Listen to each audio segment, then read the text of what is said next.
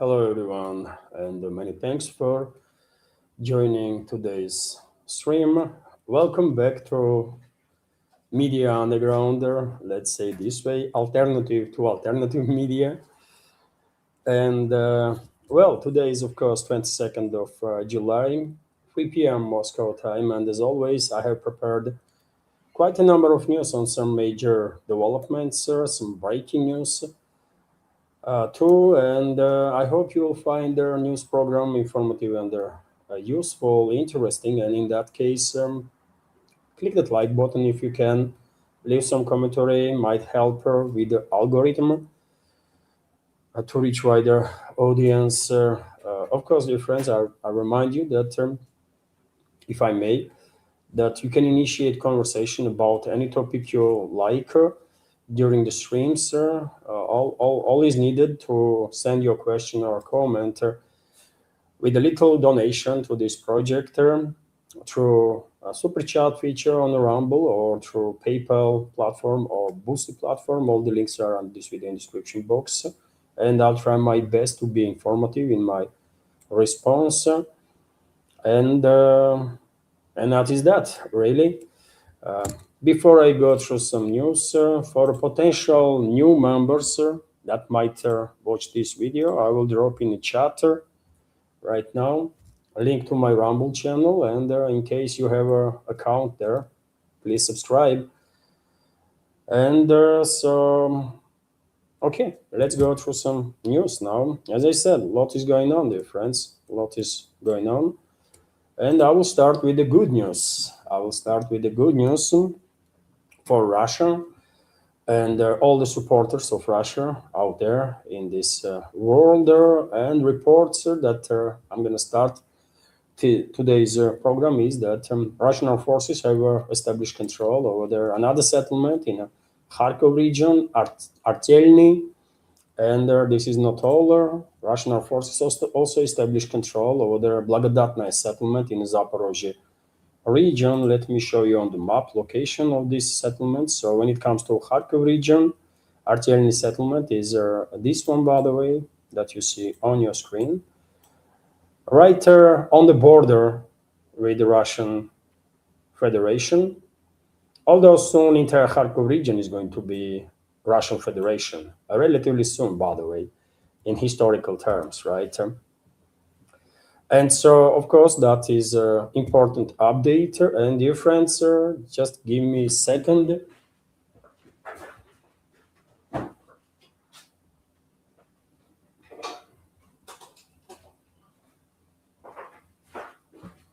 Well, that was interesting. I was not charging notebook. I just noticed, by the way, when notification pop up that battery was almost done on a note, and it would turn off. Wow. Okay, things happened. And so that's one settlement there, and another one in Zaporozhye region. This is Blagodatnaya settlement, also on the border between Zaporozhye and Dnipropetrovsk regions. Of course, Russian armed forces improving their positions all along the front line. Initiative is in Russian hands,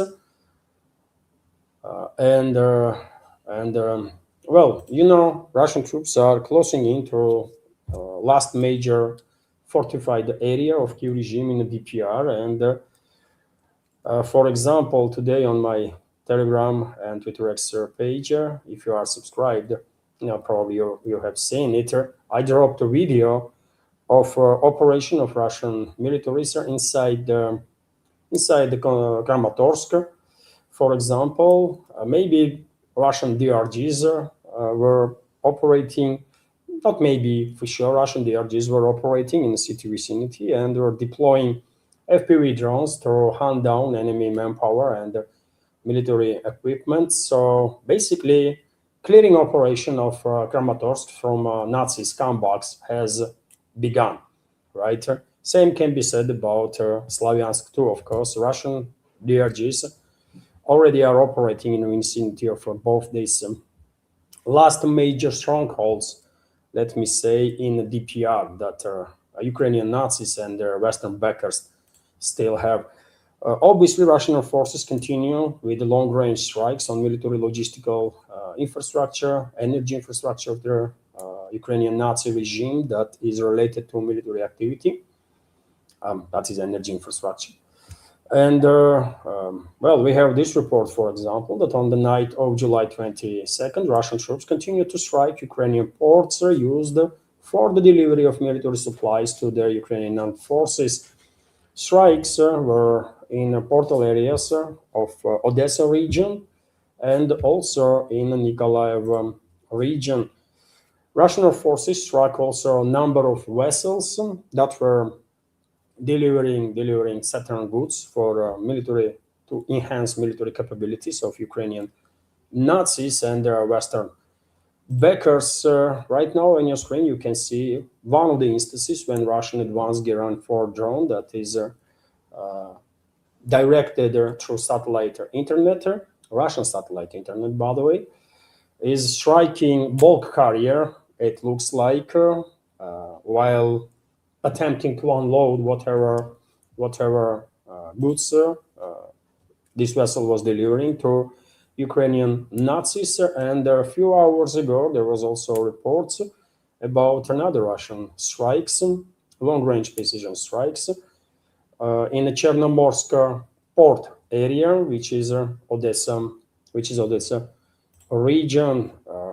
On top of that, we have updates that Russian long-range strikes also occur in Kiev, Odessa region. I mentioned that already. Dnipropetrovsk, also Zaporozhye, Kharkov, Chernigov regions, by the way, were on the direction, on trajectory of Russian long-range means of delivery, right? And also Russian forces destroyed, eliminated 2 launchers of Neptune 2 Ukrainian long-range missiles, which is also good news, good success story there.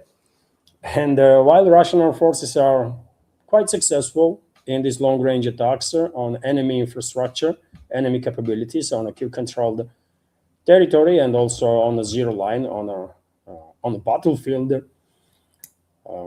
Also, Russian militaries in a scale that they are allowed by Kremlin, increasing their activity in and around their hostile NATO member states. And well, in UK there is another hysteria these days about Russian warship that open live fire during their exercises, not far away from British coastline. Let me give you some details on that. So, Russian frigate New Strashimi conducted the live fire artillery exercises in international waters, approximately 74 kilometers south of Plymouth, UK. The publication reports 74 kilometers is about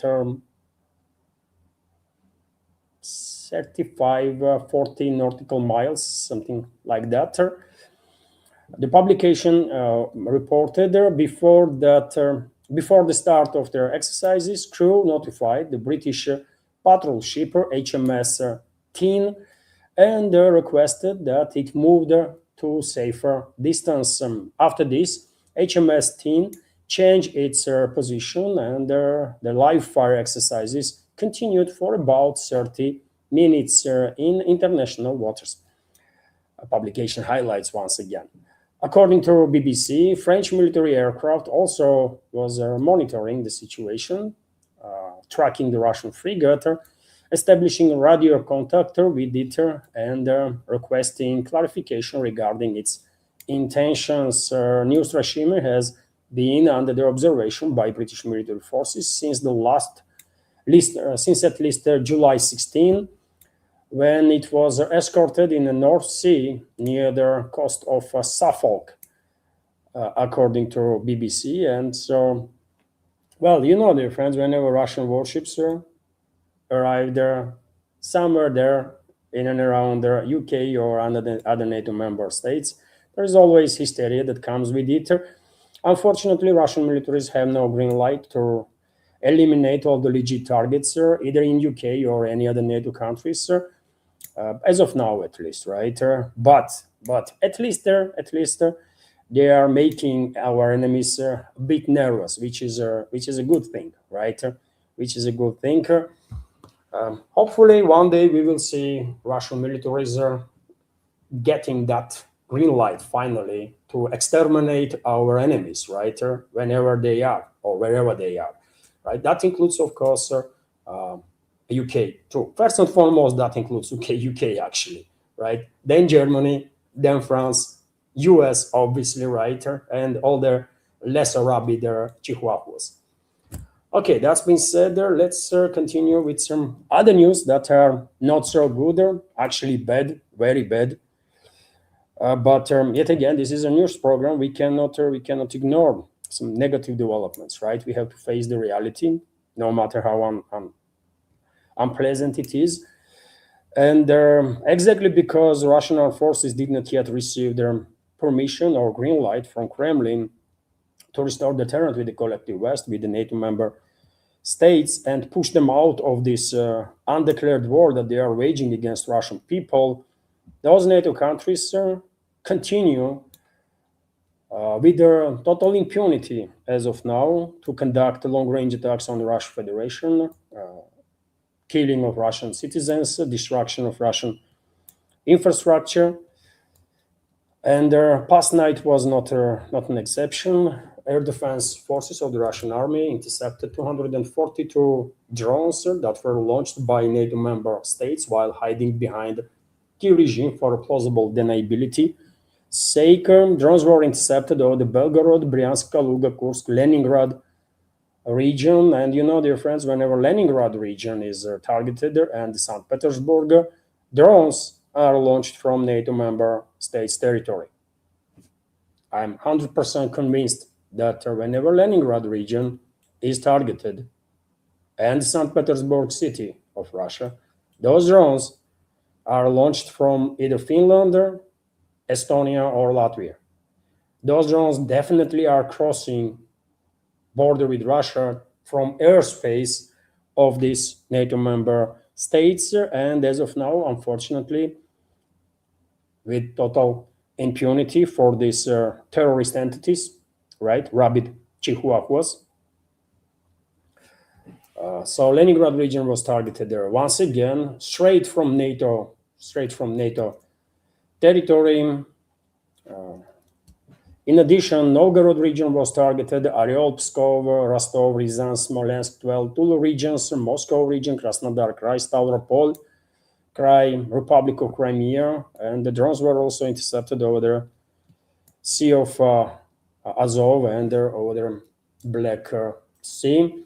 Unfortunately, number of drones did manage to bypass air defenses because, after all, you know, as I have said many times before, even best air defense systems in the world, best air defense forces in the world have its limits, and there can be overwhelmed if enough aerial vehicles are being launched, and that's exactly what is happening. That's exactly what we are observing for quite a while now in regards to these long-range attacks on Russia.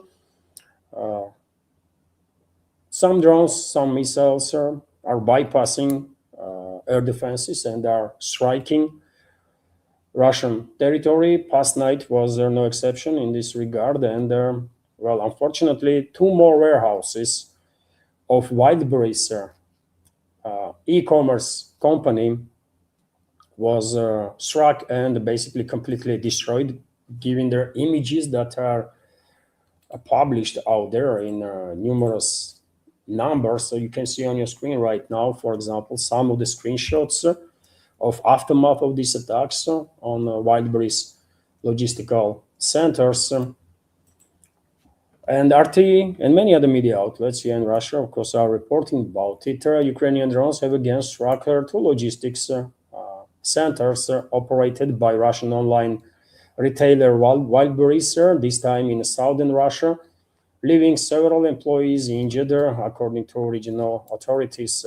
Separate attack occurred on an oil depot in Armavir that killed one worker on Enterprises and injuring number of others, according to local authorities. And well, literally about an hour ago, I saw a reporter on one of the media outlets that at least one civilian was killed during the attacks on Wildberries, and this is still preliminary data. This is still preliminary data. Unfortunately, given the scale of destruction, there is a high risk that as time goes by, casualty numbers might increase. And once again, you can take a look what are what was left basically from the what can be left from these warehouses after these enormous fires that erupted there. Excuse me. State of emergency was declared in Nevinomisk, where one of these Wildberries warehouses were located. Regional governor Vladimir Vladimirov stated about it, and this state of emergency, of course, will give the opportunity to local authorities to operate much faster, much faster than in other circumstances, given the circumstances, right? Also, we have a report that 13 civilians were injured when a Ukrainian drone targeted their high-rise building in Yalta, also southern Russia. And unfortunately, during the nighttime, NATO member states continue targeting commercial vessels that are linked to Russia in Azov Sea. They continue hunting commercial vessels in the Black Sea, and their enemy is reporting, according to Kirill Fyodorov, Vaina Historia Oruzhia channel, which is a Russian, pro-Russian channel, by the way, that 13 vessels, and this channel on Telegram, Kirill Fyodorov, Vaina Historia Oruzhia, is sharing with the public this information about claims of enemy, that they did manage to strike 13 more vessels during the nighttime from 21st to 22nd of July, 10 cargo ships in the Black Sea, one oil tanker in Azov Sea, and two tugboats also in the Black Sea. Overall number of vessels that were struck, destroyed or damaged through past 3-4 weeks since London, British ruling class, British intelligence, and militaries with their direct involvement of US militaries and intelligence and their Ukrainian proxies intensify or launch this massive attack on Russian commercial shipping in Azov Sea and the Black Sea. At least 200 vessels probably already was struck, giving these daily reports about sometimes dozens of vessels that were struck. Unfortunate situation, obviously, unfortunate situation. And well, basically, Russia began implementing maritime embargo on Odessa region, Nikolai region, on a Kiev regime, basically, exactly as a response to these terrorist attacks on Russian commercial shipping in Azov and the Black Sea. Of course, damage that Russia is receiving is serious. Economical harm is bigger, and most importantly, lives being lost during these long-range attacks on the Russian Federation. And we all know the difference. None of these long-range attacks would ever happen if Kremlin authorized Russian security services and militaries to restore deterrent with the collective West. For whatever reason, Putin continues to refuse Russian militaries to do what is necessary to keep NATO countries at the bay. Don't ask me why, man. I have no idea what's going on in Putin's brains, if anything. But Putin himself, at least giving us good hints every now and then how this alternative universe that he is living in looks like. Right today, he made some more statements. Right, I don't know if you're interested. I'm not interested what Putin has to say. I mean, literally not interested in anything in regards to this creature, right? But formally, at least, he is still president of Russian Federation. Although sometimes I think globalists are in charge of Russia instead of Putin. But anyways, let's go through some statements of his. Uh, well, difficulties being created for Russia in the fuel market due to these attacks on Russia, orchestrated by NATO member states. Putin acknowledges that, but he also says that this is our temporary issues, and you know what? He is correct. I mean, everything is temporary, isn't it? Nothing is permanent in this world, in this solar system, in this galaxy, even in this universe, right? One day, even universe that we are living in gonna end. So there is clearly nothing permanent. Everything is temporary, right? So Putin is telling the truth, actually. There, he also went to say that country's economy is stable despite external attempts to destabilize the situation, and well, he is not lying in this case. Also, there is a stable stagnation. Well, it's a stagnation that is happening, and it's happening steadily, right? So it's a stability in some ways, right? So yeah, okay. He also went to say that Russian GDP grow by 0.2% in the first 5 months of this year and 0.3% in May. And when I saw this, by the way, this report, I was thinking, whenever Western countries were sharing such information, that their economy is not in a recession, they still have a 0.1, 0.2, 0.3 grow. Russian media, Russian experts were very quick to say, well, these Western financial institutions, central banks, and so on, they're manipulating with numbers. In reality, they are in a recession. But when the Russian president uses the same numbers, well, Russian media keeps quiet. So-called media, by the way, MSM is shit, right? Everywhere. Russian MSM is no any better, actually, than Western MSM in this regard. They all are freaking propagandists, right? That have no integrity and they have no freaking idea what actual journalism is. So I did not see anybody is asking question, are we in a freaking recession or not? And unfortunately, we are in a recession, and I predicted that this year we will have a recession. And unfortunately, given the stubbornness of Russian president to do whatever is necessary to deter Western ruling class from these long-range attacks on the Russian people and the Russian economy, unfortunately, there is a high probability, I will say, that Russian economy gonna be in a recession in next year too. We will see. We will see if we are around, right, after next 12 24 months. Anyways, some other statements. Russian budget was executed with a surplus of 196 billion rubles in June, due to both oil and gas revenues and non-oil and gas revenues. And well, this is a cheap shot, man. This is cheap shot when whoever is writing these texts for Putin is zooming in this much, right? Because overall Russian budget is deficit, is in deficit, right? Deficit is around 1.52 trillion, and just because in May we might have a deficit surplus does not mean that overall situation with the budget is good, or budget itself is a proficiental, or how you say it, man. You know what I mean, isn't it?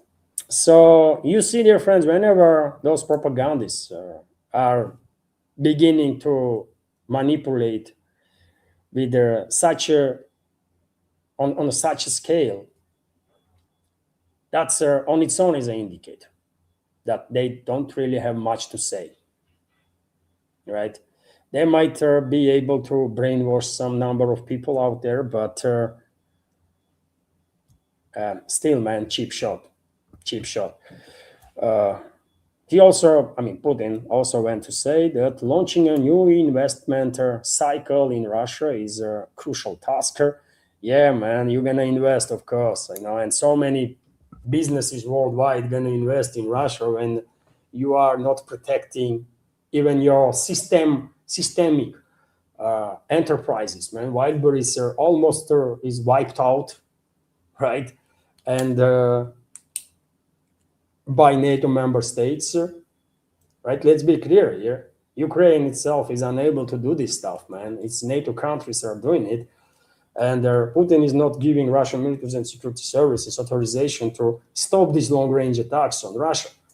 And only way we can stop it is to restore the deterrent with the collective West, and that can be done only with retaliatory strikes. That should happen like in 2022, man, on the very first day that NATO countries send even a single bullet to kill Russians, single bullet to Ukrainian Nazis.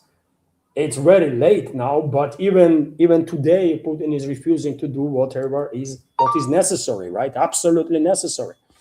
So who gonna invest in Russia, man?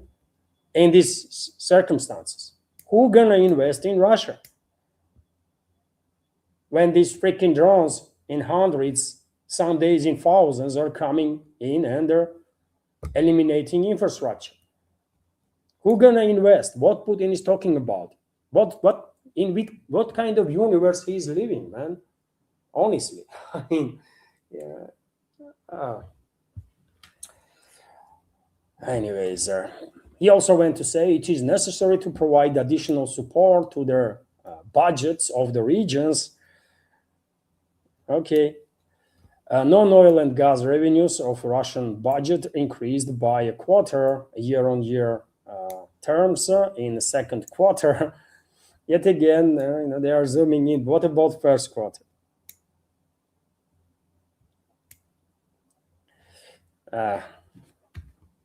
That's where we are, man. That's where we are, right? Putin should fire whoever is a speechwriter for.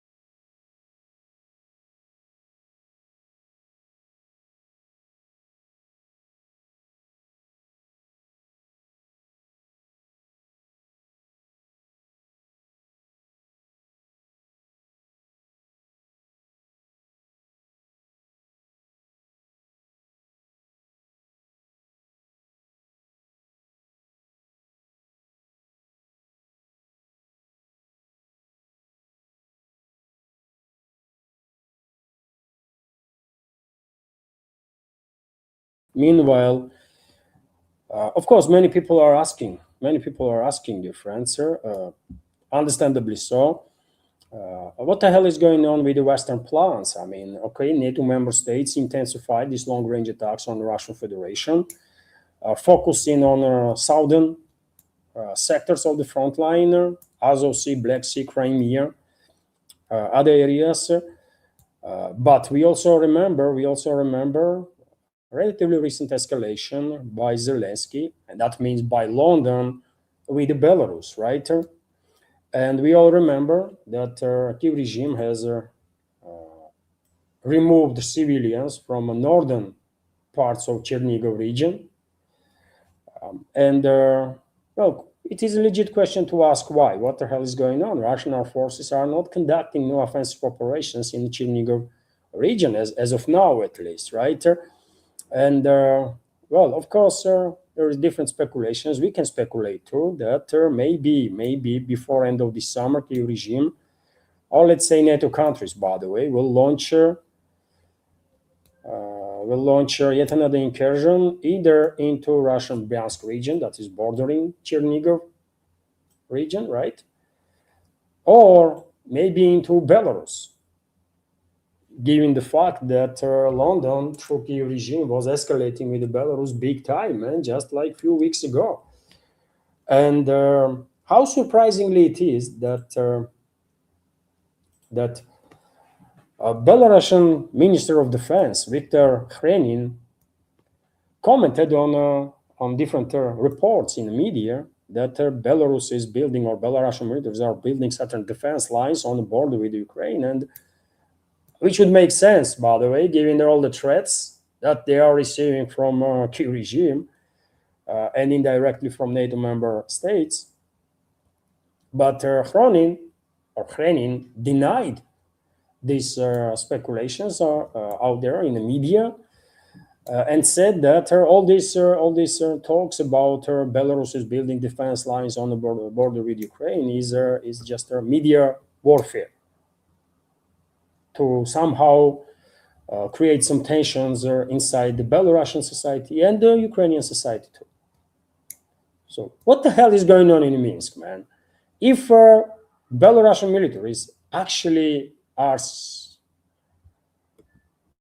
so inactive and not even building defensive lines with their extremely inadequate Ukraine right now, so-called Ukraine, then why these people are in the position of decision making or power? Are they sabotaging their own people and their own countries? What this even means, man? Why could not defense minister of Belarus come and say, yeah, I mean, rebuilding, man? Did you hear all these threats from Kiev regime? And these threats actually are coming from NATO countries because they rule the show in Kiev.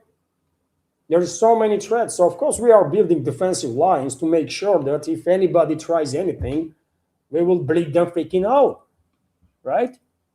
On our first line of defense, second line of defense, third line of defense. We will hit them hard and we will do this and that. That's what defense minister should say, man, in given the circumstances. But instead of that, defense minister is coming out and say that, yeah, I mean, this is all rumors, by the way. We don't do nothing. We don't do shit, man. Our border is freaking open. Come on, man. Enjoy yourself. That's what he's saying, man. Why this guy is even defense minister in Belarus?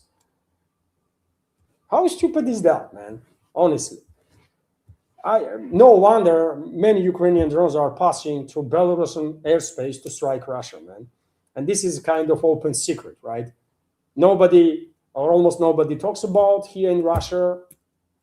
Clearly, no one wants to talk about it in Belarus, but many Ukrainian drones, Ukrainian/NATO drones, are crossing Belarusian airspace before striking Russia. And I'm not at all surprised if Belarusian armed forces are led by such a freaks, man. Anyways, just some nuance, by the way, just some nuance that probably worth to pay some attention.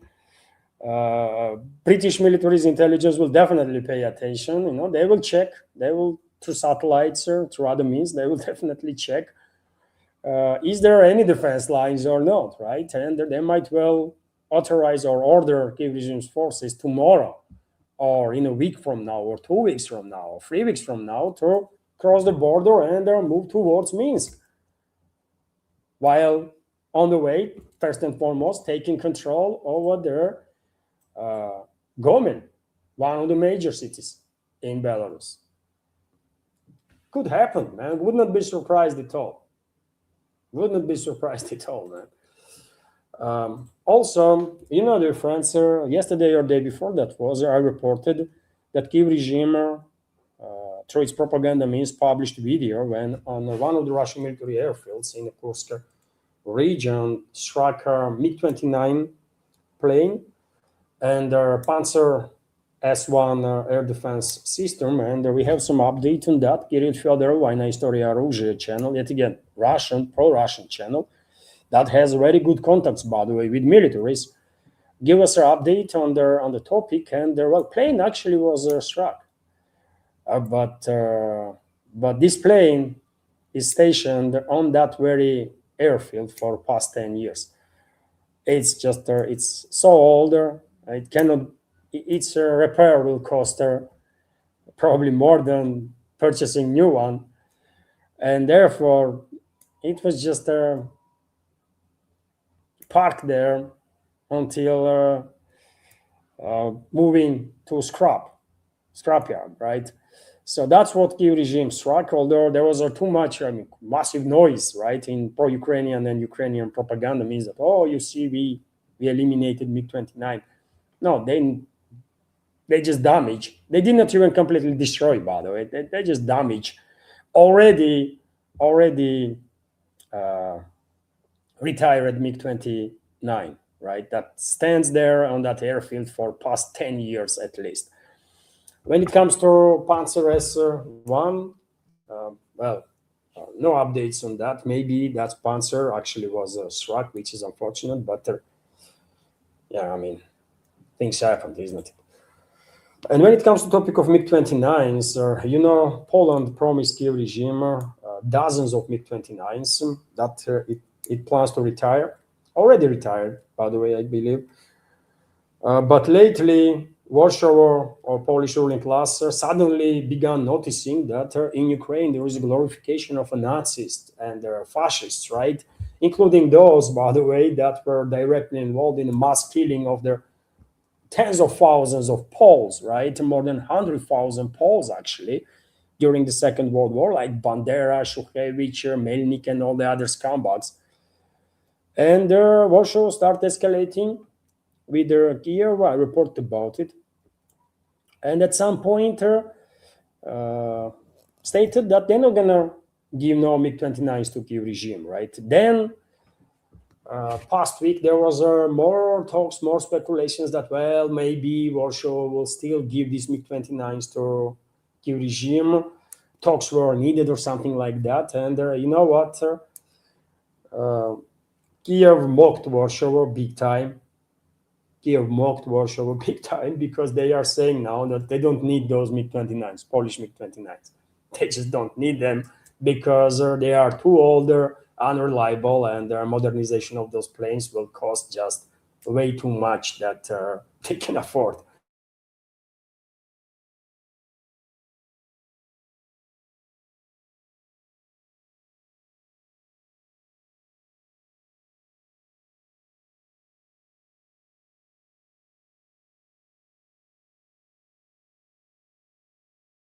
Ukrainian Nazis are doing now to Poles. Keep your MiG-29s to yourself. We will continue glorifying.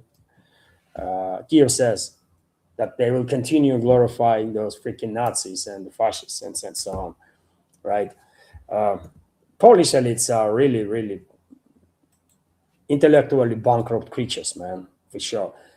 RIA Novosti, meanwhile, is reporting that her second day in a row, NATO AWACS plane is circulating over the Baltic NATO member states, over the rabid Baltic Chihuahuas. And, well, you know what that means, isn't it? Yesterday, when I saw this reporter that NATO deployed its AWACS planes, I said straight away in the program, you can check it, that most likely they are planning to strike Leningrad region, and they did it.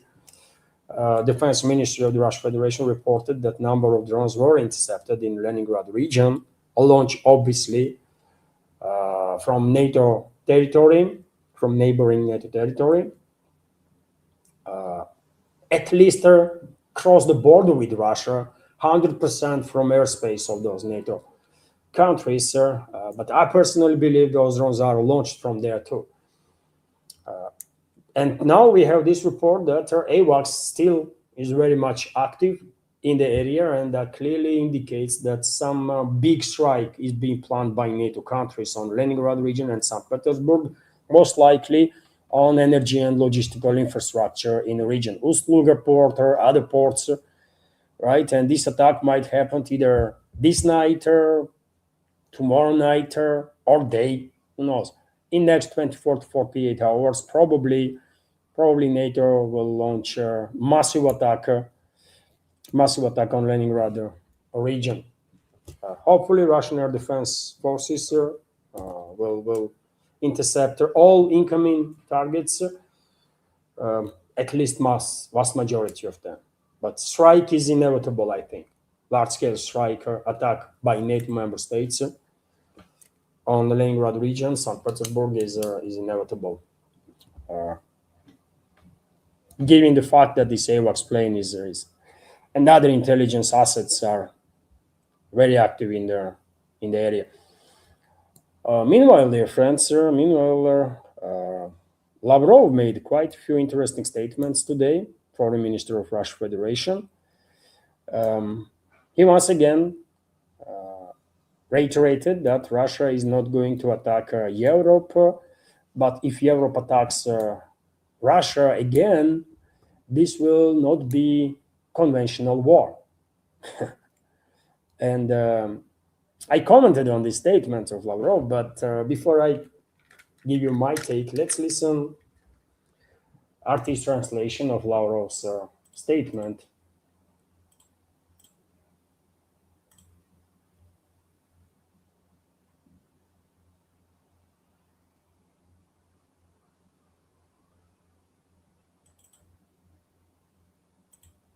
You forgot that, but a few months ago, President Putin said, because he was asked then about the European Union getting ready, getting prepared for the war, and he said that we are not going to attack anyone, but if they, again, putting the entire Europe under the famous banners, well-known banners, they will attack us again. This will not be conventional war. This would be a different type of war. If Europe will attack again, I wonder what they mean if Europe will attack again, because European NATO member states are attacking Russia literally on daily basis, right? So what this again means? If this night or tomorrow Russia going to be targeted with these long-range strikes that are orchestrated by European NATO member states, Moscow will retaliate on them, and not just with the conventional means. That's what Lavrov means.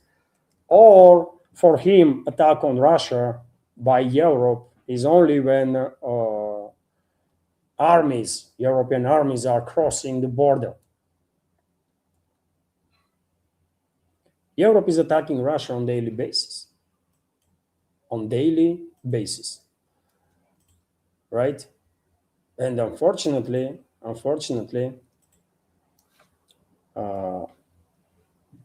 Russian leadership is unable to restore the deterrent, or unwilling, not unable.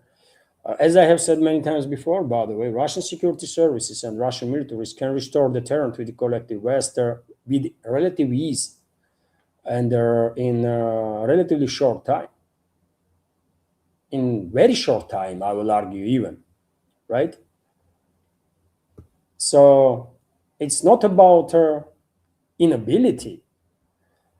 It's about unwillingness, right? Russian leadership, for whatever reason, is unwilling to restore the deterrent with the collective West and stop these long-range attacks on Russia and stop a constant flow of weapons and money into hands of Ukrainian Nazis and the fascists and the NATO mercenaries that are fighting against Russian people in thousands, right, or tens of thousands. And I commented on this. It is strange to hear these statements from a high-ranking bureaucrat, especially considering the fact that European NATO member states attack Russia literally every day, killing Russian citizens and destroying economic infrastructure, civilian infrastructure. Or perhaps the Russian bureaucracy believes that all these long-range strikes deep into Russia are the work of Ukrainian Nazis alone, and that NATO countries have nothing to do with it. Is that what is going on? They think it's Ukrainian Nazis alone that are organizing these attacks. Could this simply be Moscow's final warning, and that tomorrow, in response to further long-range strikes against Russia, Moscow will launch a retaliatory strike against Europe, and not just with conventional weapons? I'm asking. And answer is obvious. Of course not. Of course, Putin not gonna authorize Russian military and security services to strike back on European NATO member states that are killing Russian citizens. Of course, he will not. green light Russian military and security services? Of course not. So you tell me, dear friends, what the hell is Lavrov is talking about there? Do you know? I don't. Is anybody there that can explain to me what the hell is going on?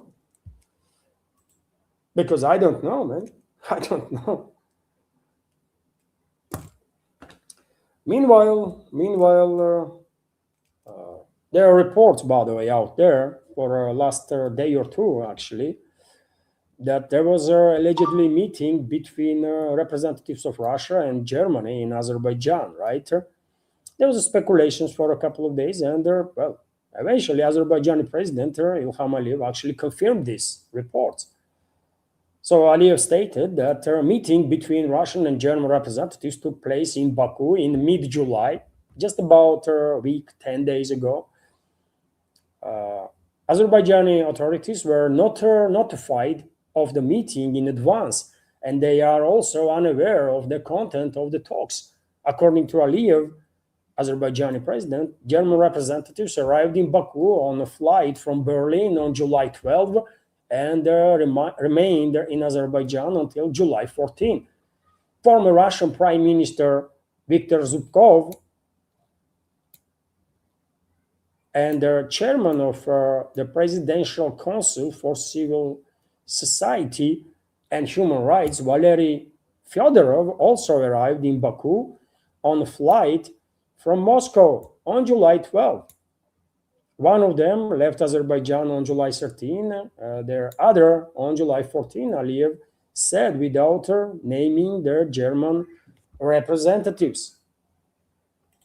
And this information is coming from Azerbaijani president, by the way, right?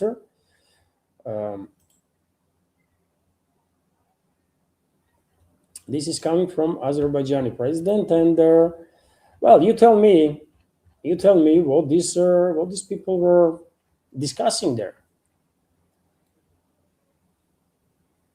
What these people were discussing.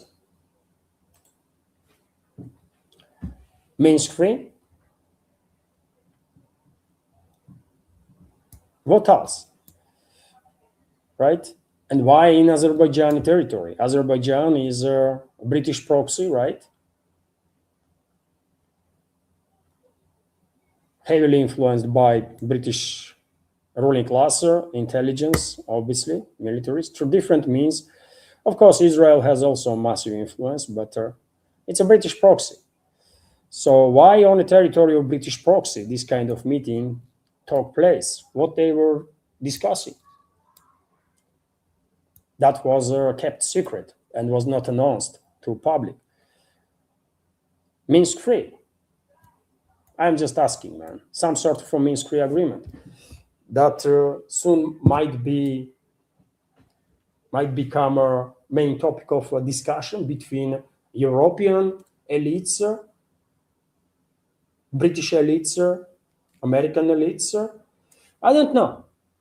But it is interesting that such a meeting took place. And by the way, possible Minsk III, I'm calling it a Minsk III, right?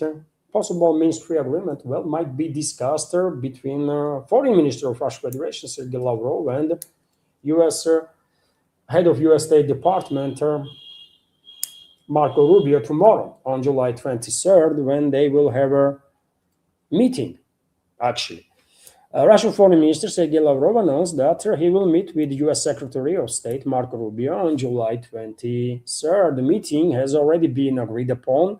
We briefly met with Marco Rubio at the reception yesterday and confirmed it will take place tomorrow morning. I hope we'll have their opportunity to inform you of our impressions, the minister said, following participation in an ASEAN event in the Philippines.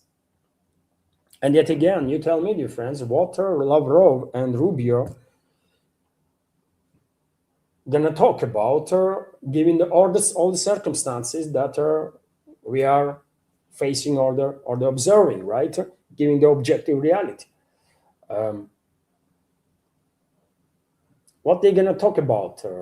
Whether in Philippines, I don't think so, right? They're going to talk about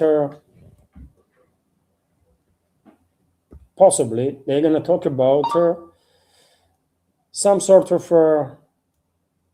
agreement. Putin needs the escalation, right? Parliamentary elections are coming late September. It's only like 2 months left, right? Putin needs the escalation because his party's ratings, his own ratings, plummeting. Correct? And well, maybe that meeting in Azerbaijan, in Baku, between Russian representatives and German representatives, or EU representatives, let's say. Maybe tomorrow's meeting between Lavrov and Rubio will fast track their processes that will eventually lead in relatively short time, in next week or two or three, before September, let's say, right? Some sort of agreement to be reached between collective West and Moscow about the escalation. And yet again, you can call that possible agreement whatever you want. I'm going to call it capitulation by Putin, right? Because that's how I see it, right? That Putin will just simply capitulate before Western ruling class. He will agree on whatever demands Western ruling class will have. Although in their final agreement, definitely there have to be something there, to something that Putin will sell it to public. Putin and his entourage will sell to the public as a victory. There has to be something there, right?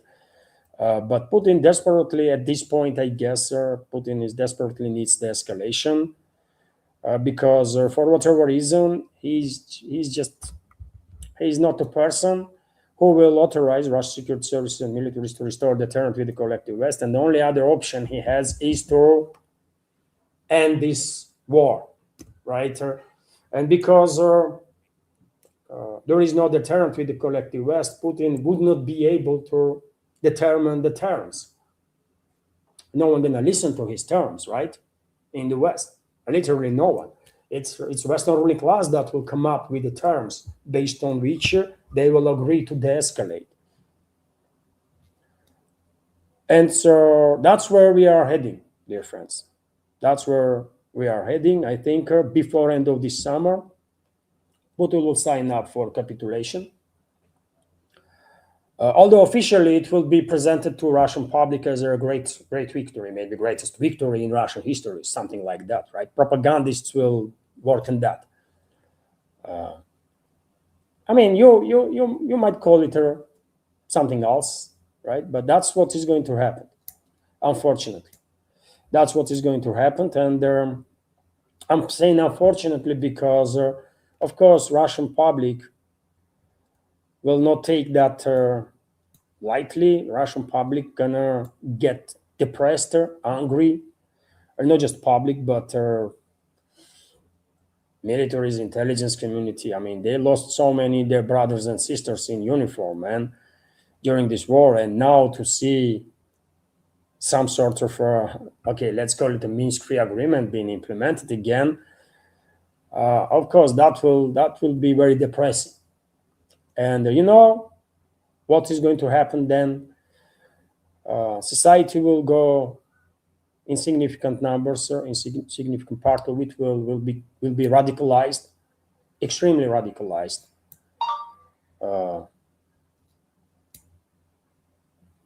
Military, many officers in military and security services gonna be radicalized, and that will eventually lead to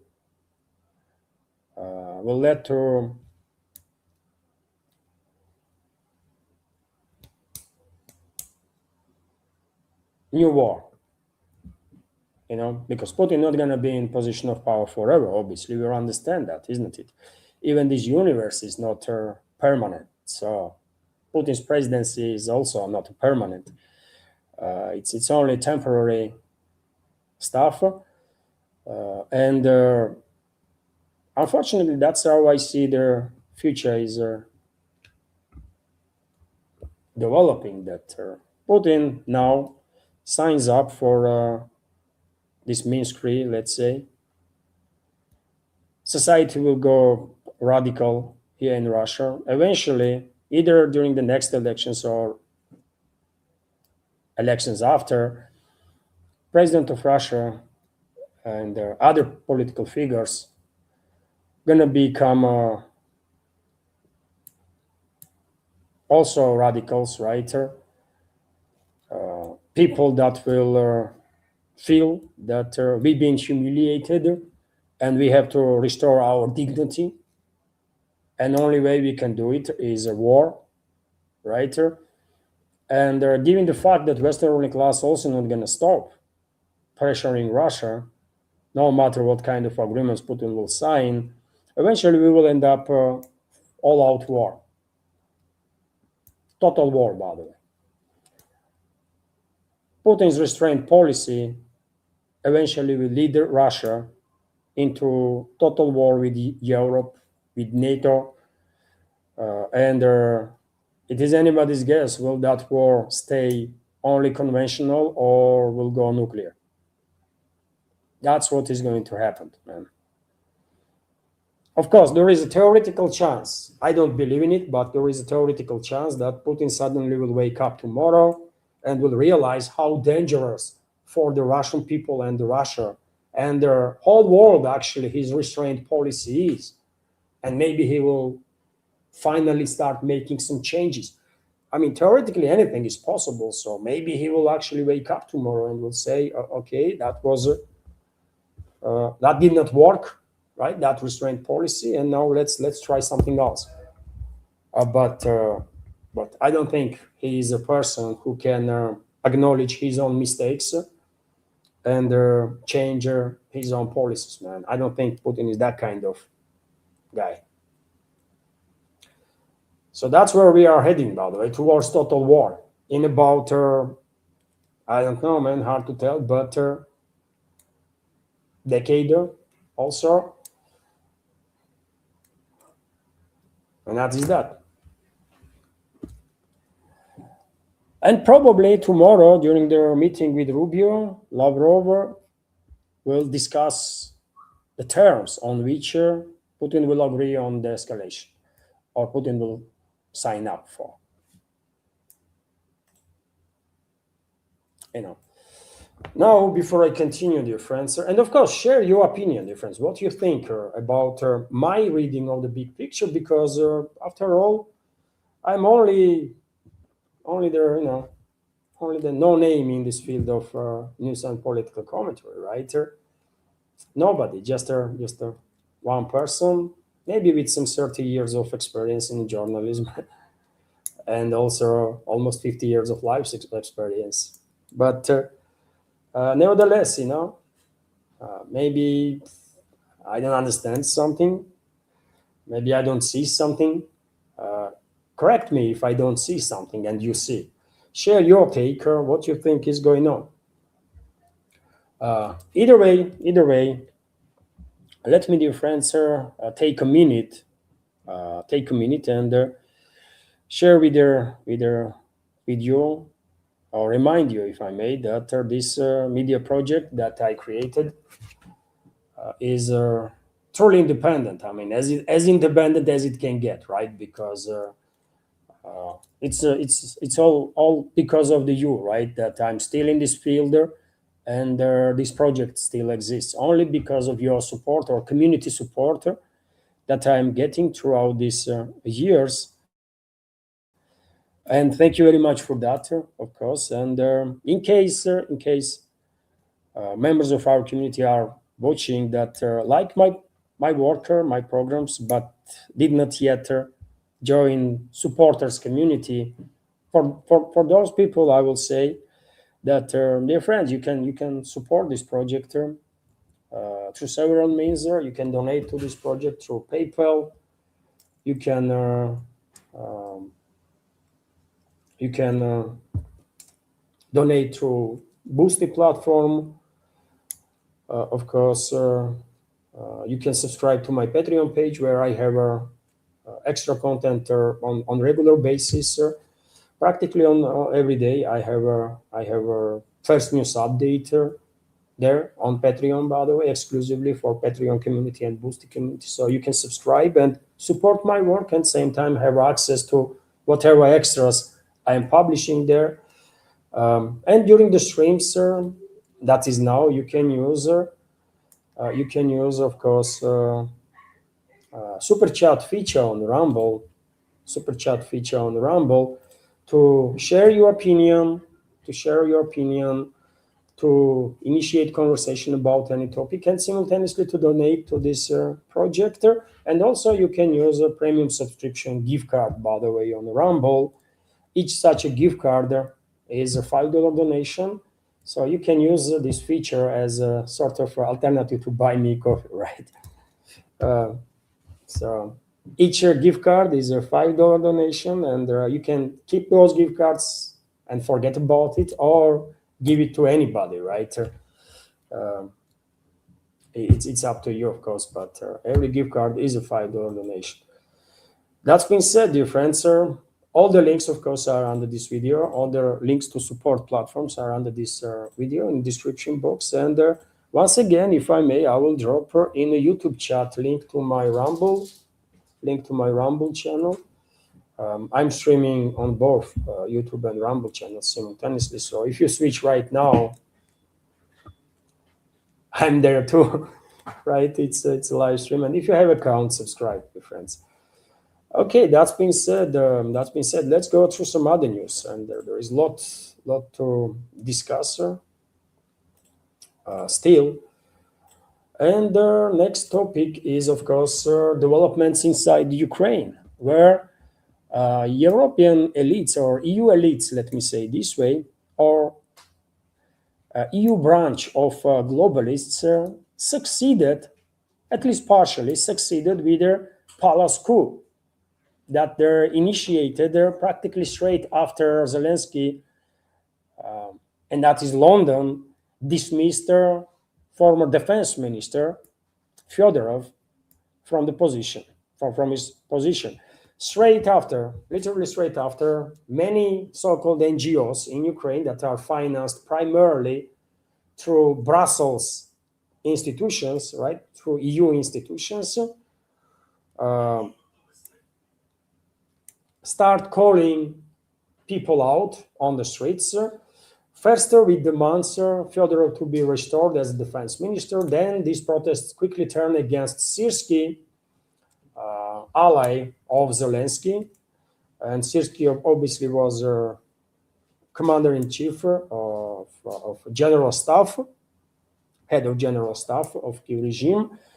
And lately, on some demonstrations in different cities of out there in Kiev controlled territory, protests in many ways turned against Zelensky himself.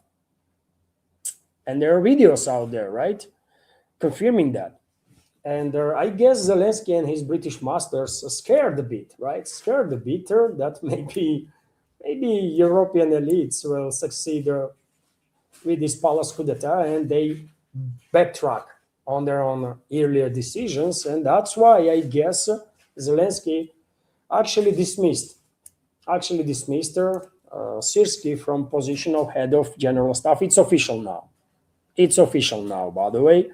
Zelensky appointed General Dropati, as a commander-in-chief of the armed forces of Ukraine, as a Syrskyi's replacement. So let's go through details. Vladimir Zelensky announced personally the resignation of Alexander Syrskyi as a commander-in-chief of Ukrainian armed forces.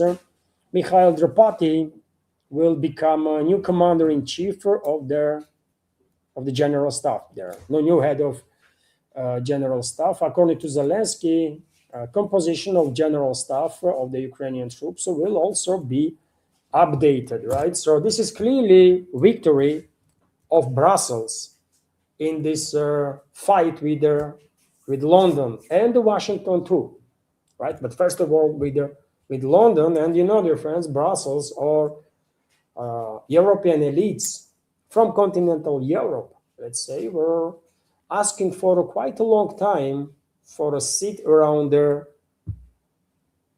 table and more voice over their developments in and around Ukraine. And they demonstrated that they actually have tools, right? Europeans, Brussels and Paris, first and foremost, by the way, they demonstrated in past several days that they have tools to escalate if it's come to it. And I guess London decided that they don't want to go any further in this conflict with Europeans, and they give them Syrskyi, right? But what is interesting now, dear friends, what is interesting, Zelensky appointed Drapati, right, as a replacement of Syrskyi. And you know who Drapati is? Nazi, Ukrainian Nazi, by the way. He is strongly associated with Ukrainian ultra-nationalists, Ukrainian Nazis and the fascists.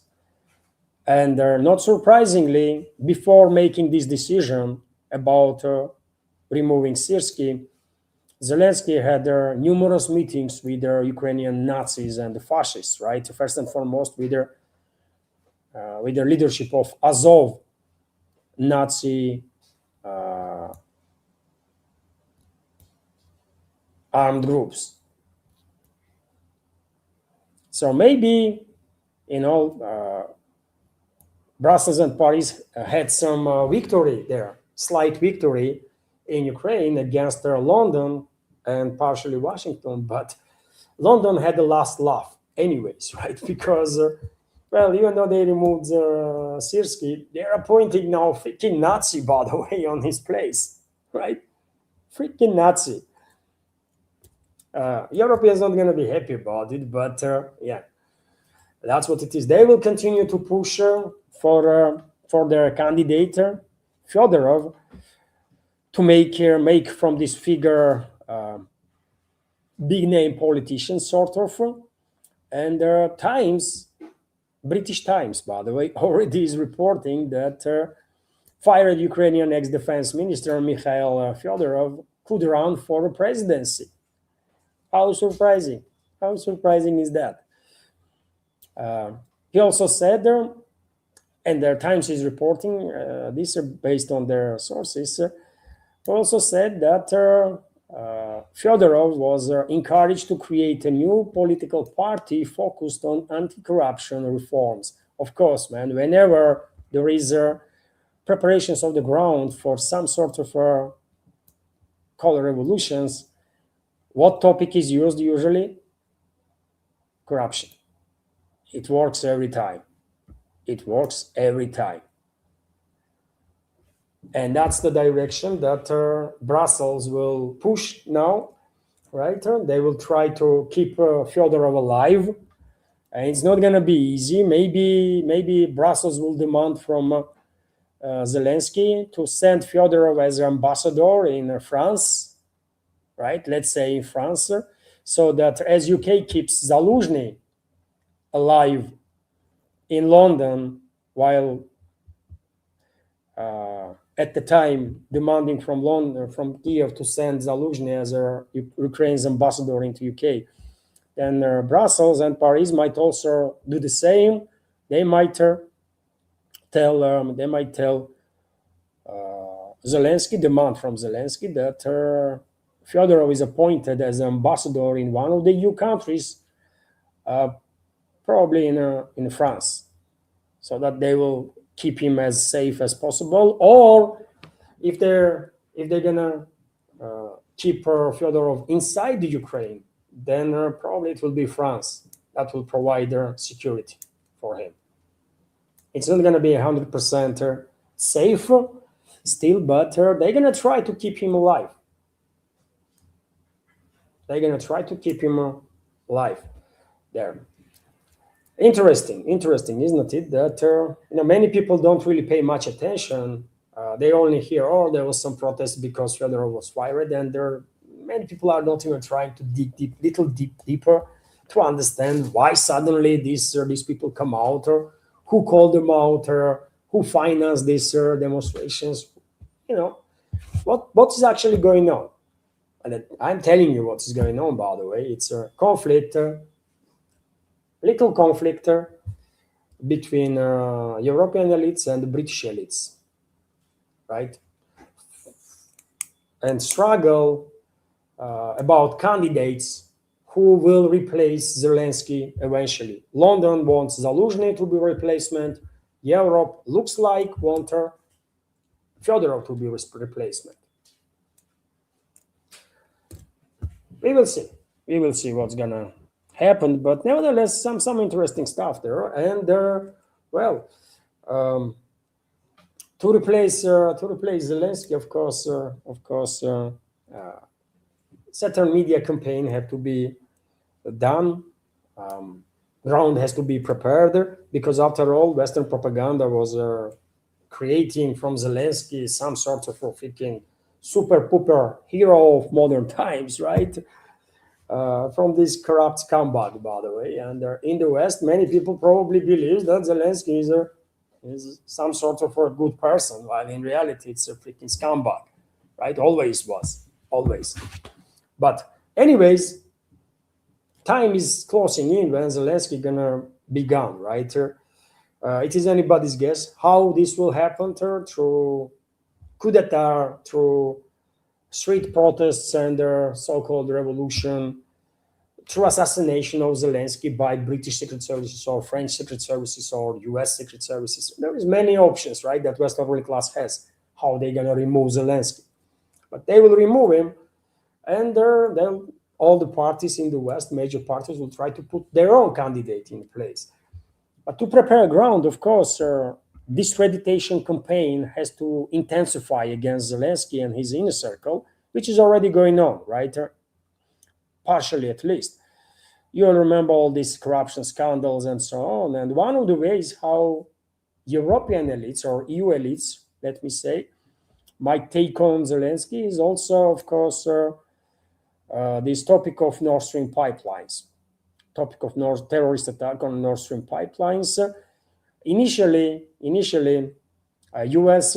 Intelligence services, CIA, of course, ordered key regime to create a group which will be tasked to conduct terrorist attack on a Nord Stream pipeline. Group was created. That group was tracked by CIA, by American British intelligence services. They were gathering evidences and so on, because that group was set up from the beginning. That group was destined to play scapegoat, to be a scapegoat, right? Terrorist attack itself was conducted, obviously, with the British, by US militaries, US intelligence, with involvement of British, Norwegian, Polish intelligence and their militaries. Maybe some other countries were involved too. Denmark, I think, was involved also. And of course, initially, when US told his puppets in Germany to launch investigation and push this investigation towards this Ukrainian group that was originally set up to be scapegoat, well, they were thinking that all they do is divert public's attention from American involvement, right? To clear their name of US, if it's even possible, man. I mean, who gonna believe this crap that they are pushing now? That some random Ukrainian freaking nobodies went and pull off their special operation or terrorist attack, let's say, right? Because that was terrorist attack in such a scale that only militaries of few countries in this world can actually do. Some brain deader creatures might believe any nonsense that they might hear in the Western propaganda, but majority will, of course, dismiss that straight away. But that was initial attempt, right, of Washington and also London, while giving their German puppets order to start the investigation and push it towards this Ukrainian group. But now European elites are beginning to use this topic for their own interests, right? And they are using this topic to dig a hole under the Zelensky's regime. And we have now these reports, for example, that a Ukrainian citizen accused of blowing up the Nord Stream gas pipeline claimed to have worked for a security service of Ukraine, SBU. Sergei Kuznetsov, this one of the individuals that was set up from the beginning by US to be scapegoat and is detained by Germans, by the way, claims that at the time of the crime he served as a Ukrainian armed forces and in the Ukrainian armed forces and was working for the Ukrainian Secret Service. Statement reads, citing in this indictment from German Federal Prosecutor's Office. Full text, as reported, was obtained by Stern magazine. According to the publication, the accused made this confession in a phone conversation with his wife while in an Italian pretrial detention facility. However, investigators so far have only circumstantial evidence against Kuznetsov. So, dear friends, earlier, some European media outlets already start pushing the narrative that Zaluzhny personally knew about these attacks. And then later on, also European media outlets start pushing the narrative that not just Zaluzhny knew about these attacks, but Zaluzhny, to make sure that he's not going to be scapegoat, allegedly told Zelensky too about this group being set up that was working on destruction of Nord Stream pipelines, and Zelensky personally authorized this, right? And as time goes by, as I said, European elites hijacked this topic, clearly hijacked this topic, and now they are producing more links, right, of this group and Zelensky's regime. Now is SBU stuff, right? Soon we might hear some more stuff. Eventually, this is clearly an attempt by European elites to finalize, to basically dig the hole under the Zelensky's regime, right? And when time comes, they're gonna flood field, right? Media field, public field with all sorts of stuff, right? That will collapse Zelensky's regime. And then Brussels and Paris on one side and their European allies, their continental allies, will try to, give a good fight to London and Washington in terms of candidates, whose candidate will replace Zelensky. And by the way, of course, London has its own interests in Ukraine, US has its own interests, and European countries, including France, by the way, has its own interests, because what makes France different from any other country in Europe, in EU? As one example, France is a major nuclear power, right? And not just in terms of military nuclear capabilities, but also in terms of civilian nuclear energy. And which other country is out there in Europe that is also, at least as of now, as it stands now, also can be called a nuclear power in terms of civilian energy? Ukraine, right? There is 4 nuclear power plants, by the way, 5 actually, on the Kiev-controlled territory. 4 or 5, right? I mean, Chernobyl nuclear power plant is a half power plant because it's only works, half of it only works, I believe. But there are still operational reactors there in Chernobyl. And there is other 3 or 4 nuclear power plants, 4 nuclear power plants out there in central and northern and western Ukraine.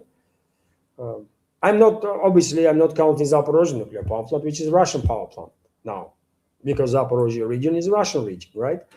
So France has many interests in Ukraine, coastal line being one, obviously, right? And their nuclear energy being another one. And there is the biggest in Europe uranium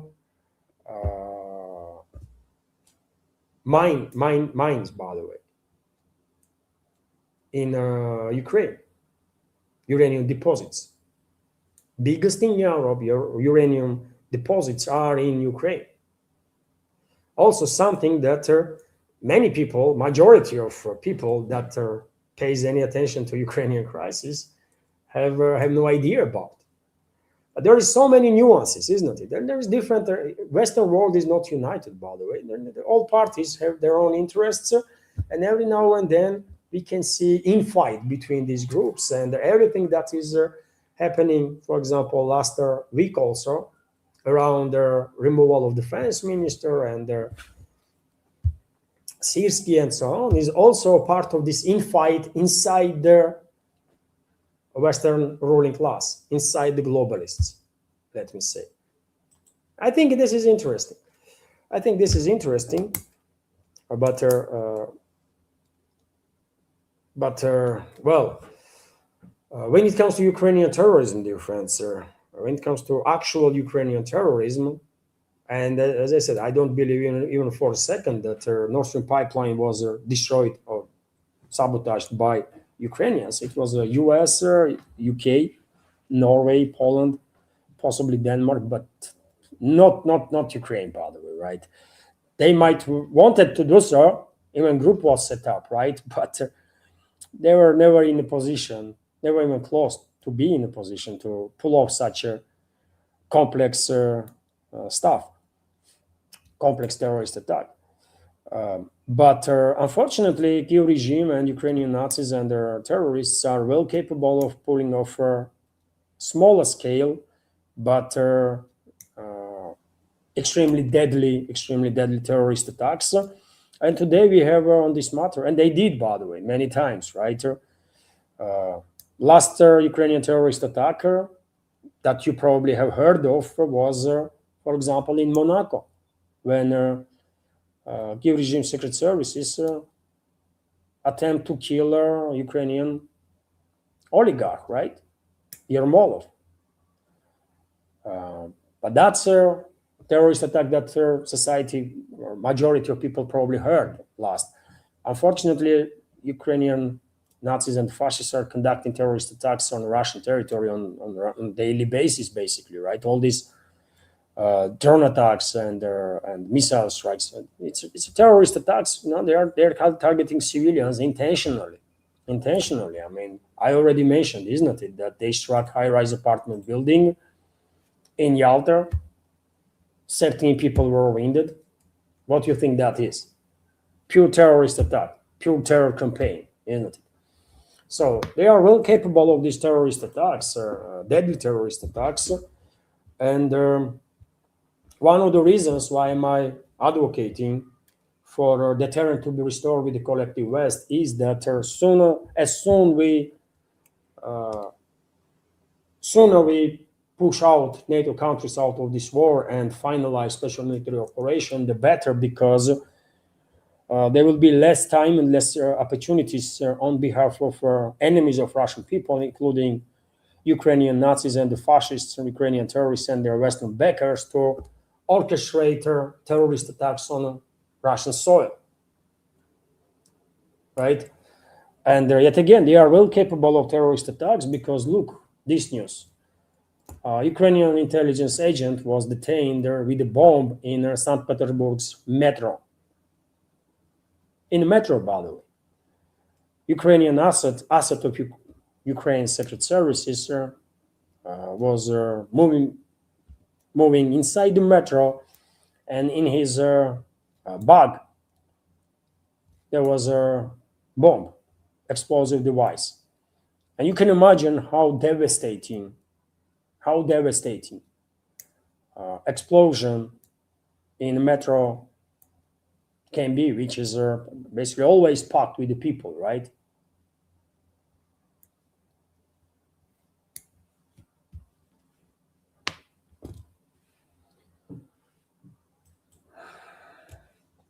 Meanwhile, there is of course other topics other global topics, let's say, that world is, of course, paying attention to. And one of such topics is Middle Eastern escalation, a US-Iran war, basically. And last night, US conducted yet another wave of strikes on Iranian territory, not just on southern Iran, but there were explosions in central, northern Iran, in Tehran area, for example. Air defense forces were active over the Tehran itself, capital of Iran. Obviously, Iranian militaries are retaliating and retaliating hard, by the way, on US assets throughout the region. And right now on your screen, you can see, for example, some of their barracks that were hit, barracks of US military personnel that was struck as a result of retaliatory strikes. Top picture on top screenshot, you can see barrack that was totally destroyed in Jordan on Al Rukban base. And on a lower screenshot, you can see aftermath of Iranian strike also in Jordan, Muwafaq Salty Air Base. And damage is significant, isn't it? Whoever was in these barracks at the time of the strike most likely was killed or severely injured. Because just look, man, damage is absolute, right? There's nothing left there. So Iran is retaliating hard, man. Iran is retaliating hard on military personnel and military equipment of US throughout the Middle East. On this screenshot, on this satellite image, you can see destroyed early warning radar system of US in Kuwait. On the right side, how this early warning radar looked before strike. On the left picture, you can see aftermath. There is no radar, by the way. It's gone. It's gone. Right? Of this Iranian retaliatory strikes, by the way. Of course, many people are asking questions. You know, is Iran receives support to say, about in regards to satellite intelligence, flight path targeting data from other countries, or Iran is doing all this stuff on its own? And I personally think, with all the respect, but Iran probably does not really has such satellite capabilities, such satellite intelligence capabilities to be this precise, to know perfectly well where and what type of assets US has throughout the region. But there are countries out there in this world that do have such a satellite intelligence capabilities. One, for example, is China. Another is Russia.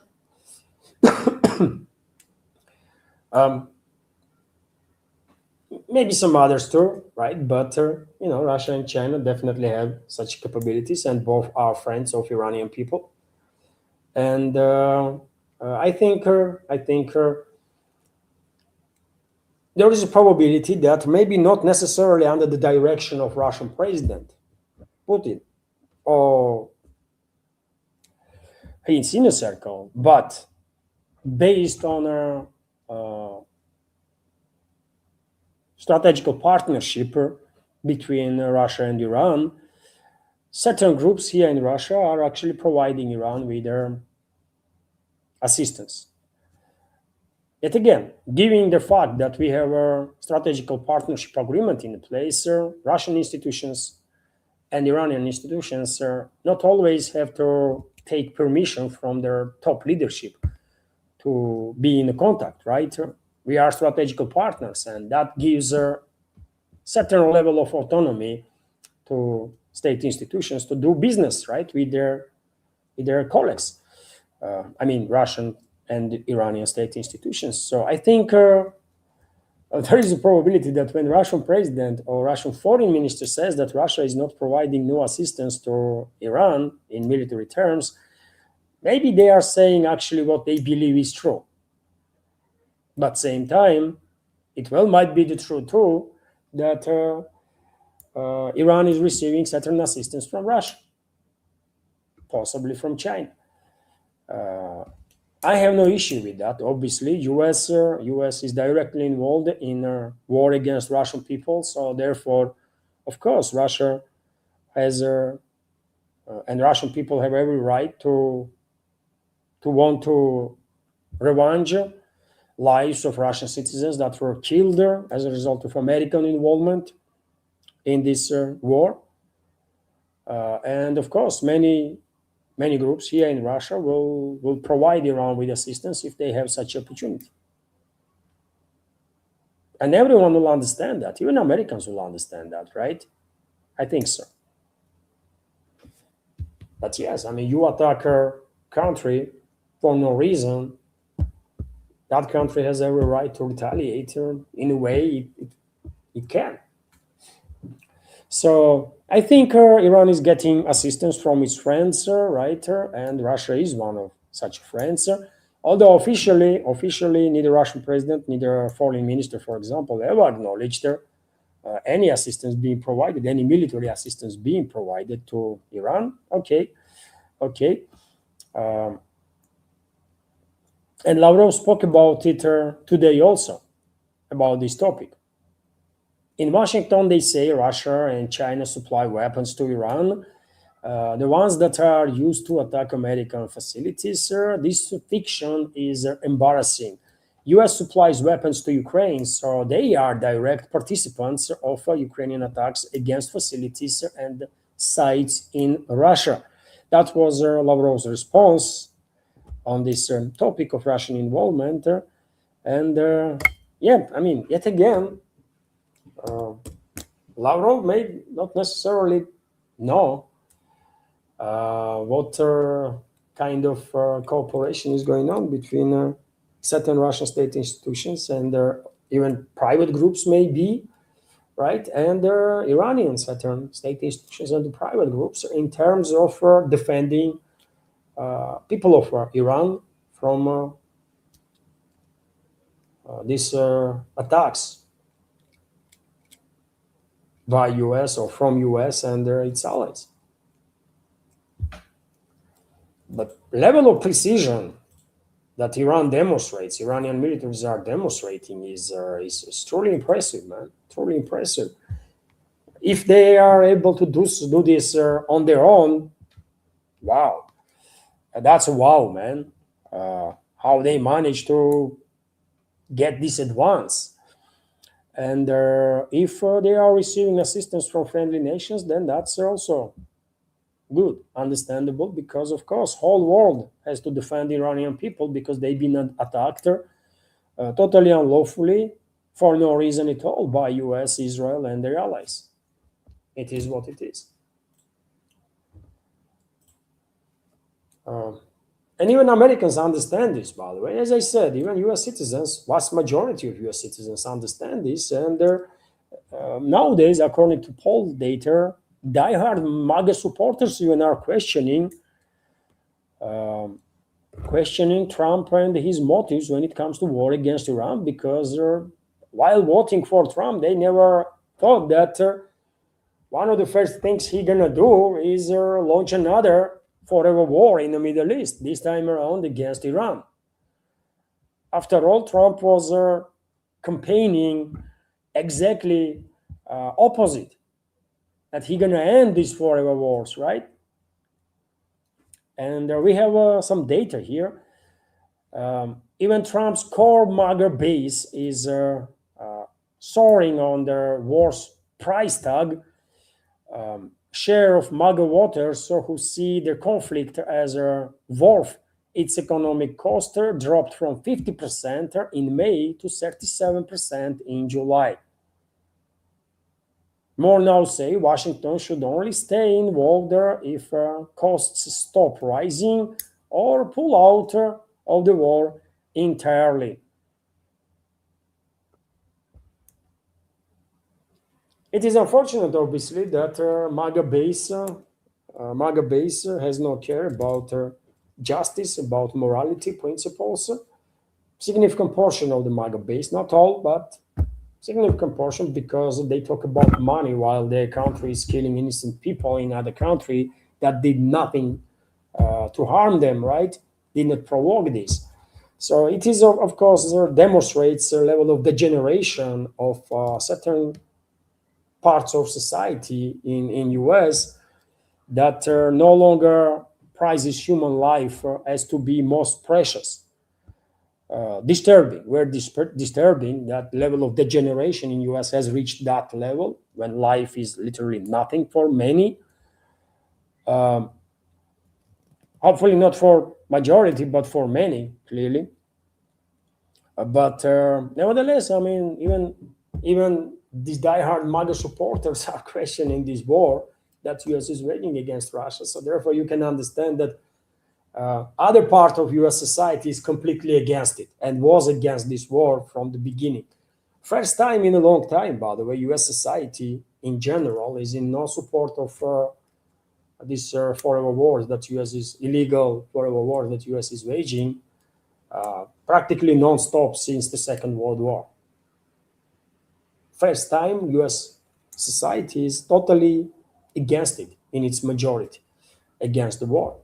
That's quite a good change, isn't it? That gives the hope or creates the hope that maybe American society somehow someday will actually manage to get united around some moral, highly moral ideas or principles, and will reclaim their own country and their own destiny. You know, such a U.S. that is actually in service of its own people, I think will be great benefit for this world and humanity. Such a US when country is led by people that are actually in service of the people, right? And their policies are based on interests of their people. Modern US is anything but that, isn't it? You know. And that's why I guess Trump authorized, approved basically landmark nuclear deal with Saudi Arabia, um, which basically uh, includes enrichment capabilities to be developed, uranium enrichment capabilities to be developed in Saudi Arabia. Decision was made a little bit earlier, and Trump's approval, final approval, was needed. And according to Wall Street Journal, yeah, that approval was given.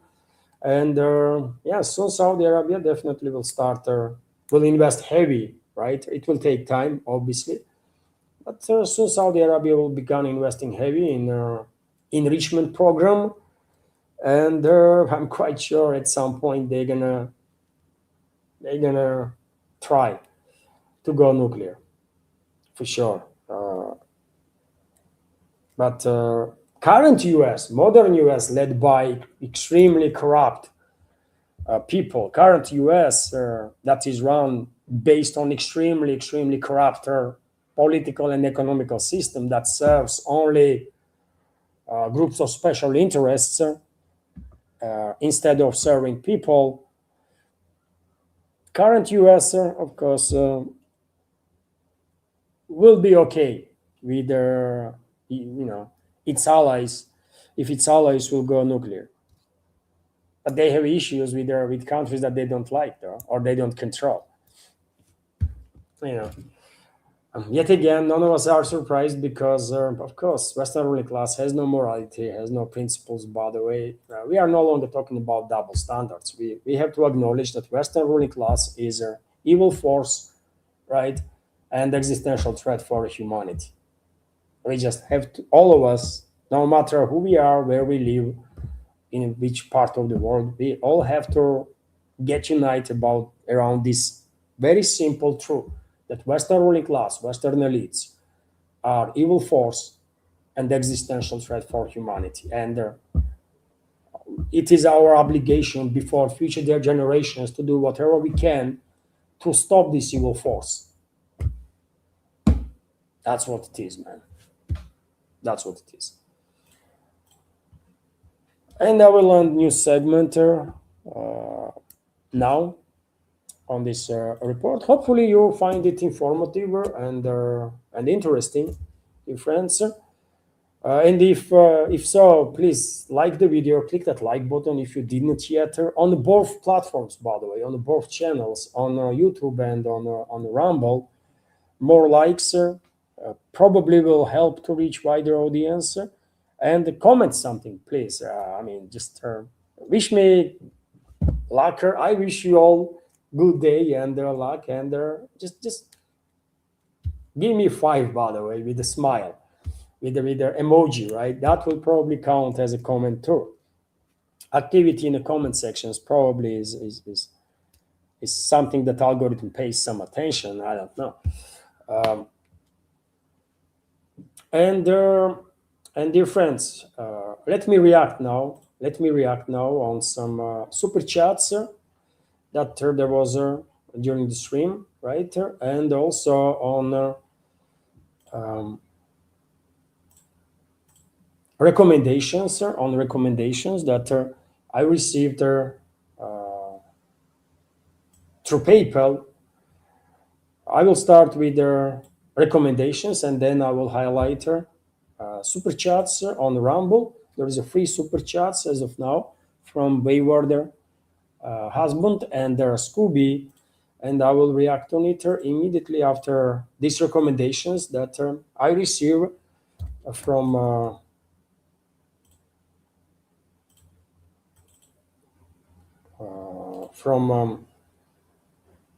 Christopher through PayPal. And let me highlight the friends, if I may. There was four recommendations about some interesting videos, interesting content that Christopher come across different channels. Thank you very much, Christopher, once again for sharing with us or with the community information about these interesting videos that you have observed there on different channels. And thank you very much for your donations, obviously. Thank you for your support. And well, first two recommendations are that there is a video which demonstrates Russian forces breaking through Ukrainian lines and retake territory. Video can be seen on a GNF, Capital GNF channel, which is run by Vikrant. That's the name, Vikrant. Vikrant is a name of aircraft carrier, isn't it? Indian aircraft carrier. Maybe I'm mistaken, but if I remember correctly, Vikrant is a aircraft Indian, one of the India's aircraft carriers, and I guess author on that channel is possibly from India, maybe. Thank you for sharing, Christopher, information about it, and also Christopher shares with us information that.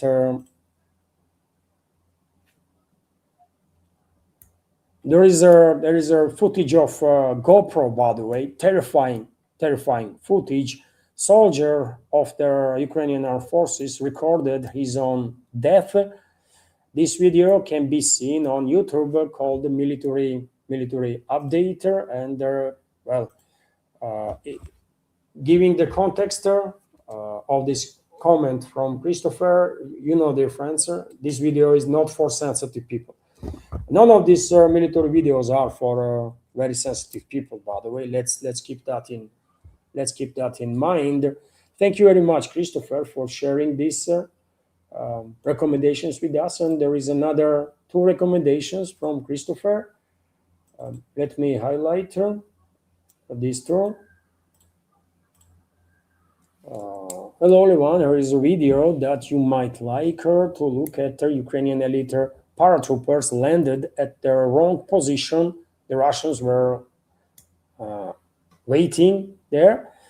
I guess this footage is about ambush that probably Russian military is organized for this paratrooper unit of key regime's forces. It's gonna be tough to some tough video, close range combat. I guess video can be seen on Murat San channel, dear friends. You can pause and search the channel, by the way. I mean, I think this comment should be readable on if you pause it. And another recommendation from Christopher is that hello everyone, did you know that Walt Disney made this is a comment. Did you know that Walt Disney made a cartoon uh, short called Peter and the Wolf in 1946? If you are interested, this video can be found on YouTube. Just type YouTube search bar Disney 1946 Peter and the Wolf cartoon shorter. I don't. I'm not familiar. I'm not that familiar with the Walt Disney's work. I have seen some of the cartoons. I'm quite sure when I was a kid. Maybe not when I was kid, but when I was kid, it was the Soviet Union, right? And in Soviet Union, we had our own cartoons, by the way, great cartoons, right? But when I was teenager, Soviet Union collapsed exactly at the time when I was teenager, and there was a flood, right? There was a tsunami of Western content that appeared on the TV immediately, almost immediately. And therefore, I'm quite familiar with some of the cartoons of Western origin. Tom and Jerry, obviously, like you know,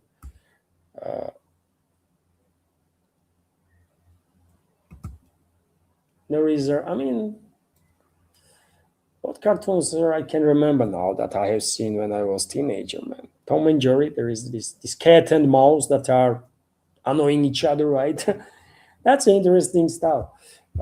What can I remember? What else? There was a Chippy Dale, by the way. Yeah, I remember that Chippy Dale. There was some Burunduki. How do you say Burunduki in English, by the way? Chippy Dale. That was a cartoon. And some others, by the way, right? And some others, I guess. I can't remember now. But I have seen some of the Western cartoons, obviously. But I mean, I prefer Soviet era cartoons, big time, by the way. And nowadays, Russian cartoons. Also, I have two kids, right? They are older now, teenagers, but still they are no longer watching cartoons that much. But when they were smaller, of course, they were watching cartoons, and I'm quite familiar with some of the modern Russian cartoons, and they are good, man. They are already educational, positive, right? And I like that. They are not propagandizing kids in no nonsensical stuff. By the way, it's a proper cartoons, right? But yeah, that is that term.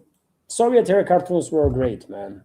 Absolutely great. Classics, absolute classics, man. And in Soviet Union, by the way, there was also entire industry of movies that were created for kids and teenagers, right? Legendary movies, by the way. Ghosties, Body Shiver, Electronica, and many, many others, by the way. I mean, I mean, you can criticize Soviet Union for many, many things, right? But Soviet Union was also doing many, many great things. And investing big, by the way, in education, in society, right? In young generation, there was a massive investments, right? In this regard, and yeah, it is unfortunate that so many things disappear after Soviet Union, man. That should be saved, but yeah, it is what it is. Thank you very much, Christopher, once again for your recommendations, for your donations, sir, and commentary. Thank you. And there was, as I said, dear friends, there was a super chats. Let me share these free super chats, and there was another one. right now from Scooby. I will, of course, react on that too. So let's go through the super chats on Rumble. Thank you very much, Wayward, for your super chat on the Rumble. And Wayward is commenting, I find it amazing that Putin still has not had the nerve after almost 5 years to put a stop to this surveillance planes and the drones from NATO. Iran has destroyed countless spy drones. Yes, Iran did, and one might argue that, well, Iran is directly attacked or openly attacked by US, so Iran is a little bit in a different situation in this regard. Okay, I can get that, but we are directly attacked by NATO countries too, by US, by UK, by France, Germany, others, right? We also are directly attacked. Just because these drones and missiles are marked as made in Ukraine does not make them Ukrainian, right? After all, everybody knows perfectly well that flight path, targeting data, intelligence, everything, weapons themselves are coming from the West, in many cases directed by Western specialists. So it is a war. It is a war, declared officially or undeclared officially. That's, I mean, who cares, man? Who cares? It's a war, right? And Western countries are killing our citizens, destroying our infrastructure, and we should stop this. We should stop this from happening, and the only way we can do it is to restore the deterrent with the collective West. As I said, man, unfortunately, reality is that longer we continue with restraint policies, so there will be less and less chances that we as a humanity will manage to avoid all-out war between Russia and NATO in the near future. That's how dangerous the situation is. I'm a strong believer in this, right? That longer we continue with these restraint policies, there is a higher and higher risk that eventually we will actually end up in a full-out war that we all want to avoid, isn't it?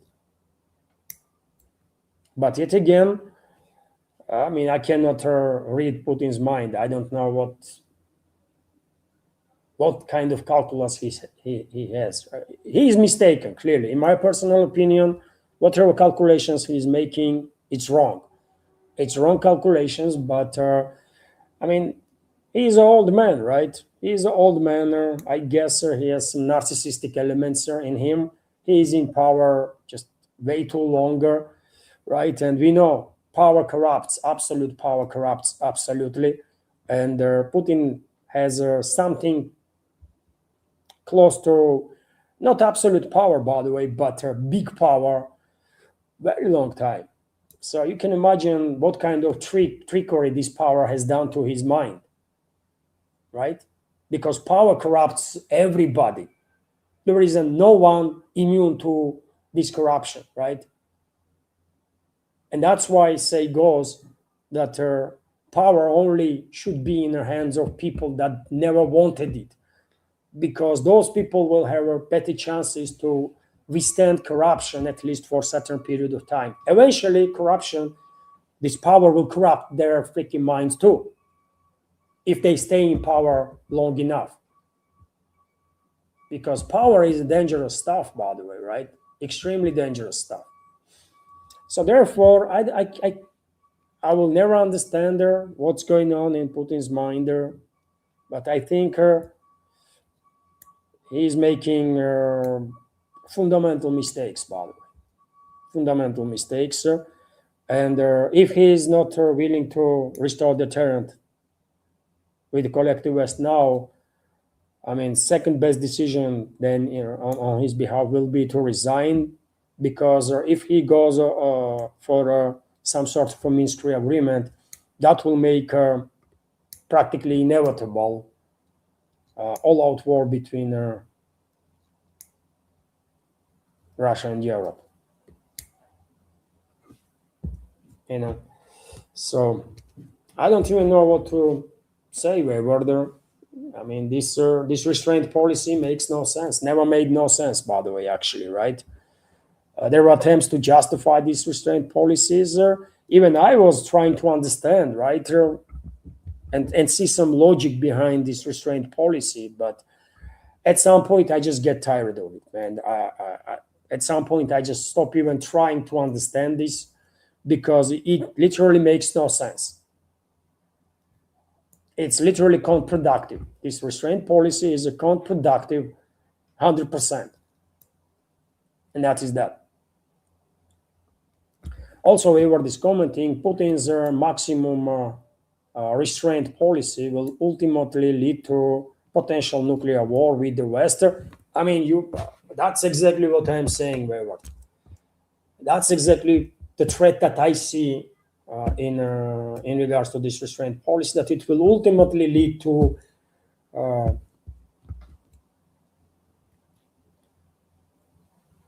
next level of escalation, right? Next level in real terms, when we will end up in all-out war, potentially nuclear war, that is. That's exactly what I'm saying. And I guess we see the picture, we read the picture, big picture, in the same ways. I'm not sure if Putin is aware of logic. Their attacks on Russia will not end either Russia after Russia defeats Ukraine. And yes, absolutely. I mean, if anybody thinks that, well, Russia is achieving victories on the battlefields, right? And this restraint policy, and once final victory is achieved, then everyone understands that the restraint policy was justified. No, this is illogical. This type of approach is absolutely illogical. Russian military is, yes, indeed, achieving success on the battlefield, 100%, right? 100%. Progress might be slow, not as rapid as I would like, and everybody here in Russia and all the Russian supporters all over the world, but it's still the progress, right? So Russian troops definitely have upper hand in this fight, 100%. But, dear friends, even if tomorrow Russian troops are on the border with the Western Ukraine, and I have said there many times before that this war only can end when Russian troops will be on the border with the Western Ukraine. You think Western ruling class will stop targeting Russia? Of course, they will not stop. They will use Western Ukraine for a sustainable period of time as a platform for attacks, all sorts of attacks on the Russian Federation, right? And I don't think it makes any sense to go inside the Western Ukraine too, because we're going to be treated there as our enemies, 100%. By the way, society majority, vast majority in Western Ukraine is brainwashed in absolute terms, right? And they hate everybody, not just Russians, but they hate Poles, they hate Jews, they hate everybody, literally everybody, Germans, everybody, right? They literally hate everybody that disagrees with them. That's what Nazism does, right? So Western Ukraine should be off the table, out of conversation. Rest, yes, has to be liberated. I'm quite sure about it, and will be liberated, hopefully. But if you imagine that Russian troops moved even further and established control over the Western Ukraine too, you think Western ruling class will stop Western ruling class? No, it will not. After World War II, you think where Ukrainian Nazis end up, man? Majority of those that survived and ran away from Red Army end up in US, Canada, UK. And you think Western secret services were doing what with those people? They were using them against Soviet Union for many, many, many years after the Second World War. Last more or less intense fights with Ukrainian Nazis that were sent by CIA, MI6 to infiltrate Soviet Union, sent into Western Ukraine. You know when last more intensive clashes end? Towards the end of 50s, man. Towards late 50s. Until Then, even though war itself ended in 45, until late 50s, Soviet Union was still dealing with the Ukrainian Nazi formations in mostly in Western Ukraine and in Belarus, because those Ukrainian Nazis were infiltrating Belarus too and committing numerous crimes. And after all, you think our current head of MI6, British intelligence service, is how who currently head is of MI6? That what is the name? I can Metreveli is a surname, a Georgian surname, but she's a descendant of Ukrainian Nazi. She's a descendant of Ukrainian Nazi. So I agree with you 100%. 100% that if anybody thinks that without restoring deterrent with the collective West, victory on the battlefield alone will deter NATO or UK or US, their secret services, from targeting Russian people, targeting Russian Federation. No, man, everybody is mistaken if they think this way. We need a victory on the battlefield, and we need a deterrent to be restored with the collective West too. This is only way forward, man. This is only way forward. And if we don't restore the deterrent with the collective West, unfortunately, eventually we will end up in all-out war.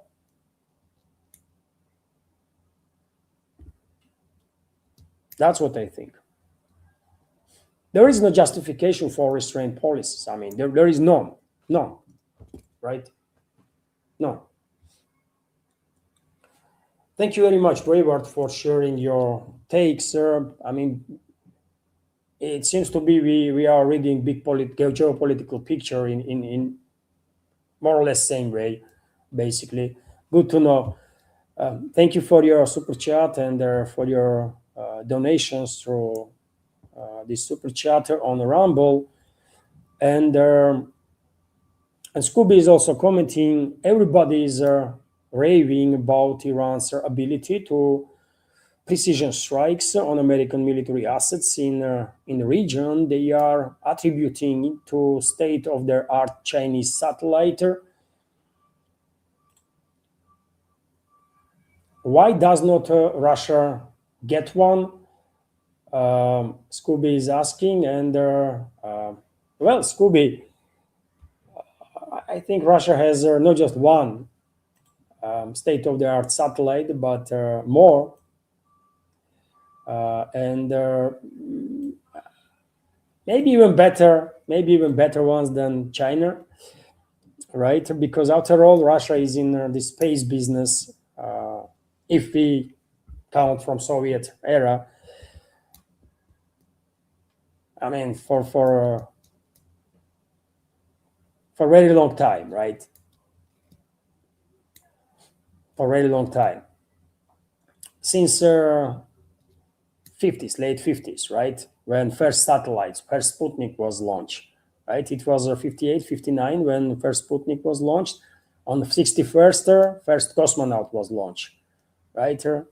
Gagarin, but Sputnik was launched, first satellite was launched earlier, isn't it? In late 50s. And so we are in this business far longer than China. So therefore, I think Russian satellite capabilities, satellite intelligence capabilities are no any less impressive than Chinese or American, for that matter. And to be more precise, I mean, given the fact how cautious China is when it comes to some geopolitical affairs, I think if Iran is even receiving satellite intelligence from any one party, I think they are receiving satellite intelligence from Russia. Satellite intelligence, flight path, targeting data, everything. I think we are helping them with this. This is my personal guess, right? Maybe I'm wrong, but I find it difficult to believe that Chinese leadership will actually risk escalation with their potential escalation with the US. Uh, but when it comes to Russia, as I said, we are strategical partners. We are strategical partners, and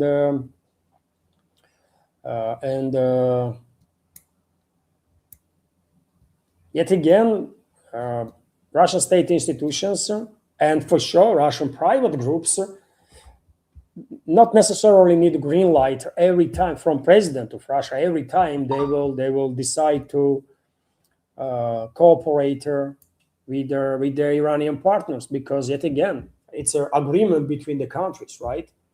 About strategical partnership. That's a big deal.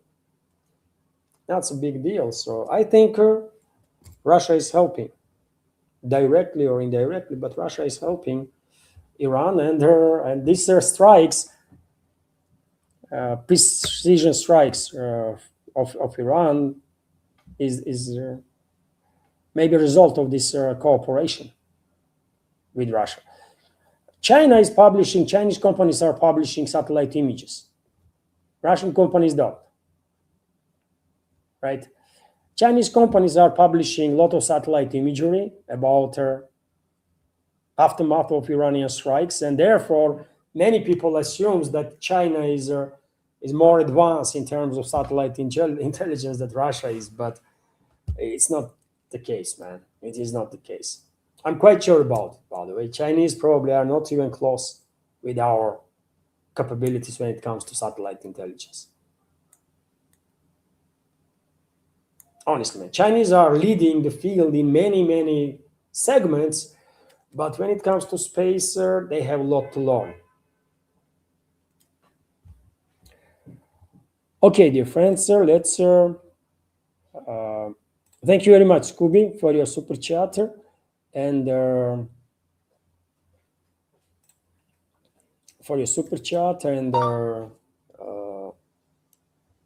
donation through super chat. And let me. Oh, is there issues with the internet or?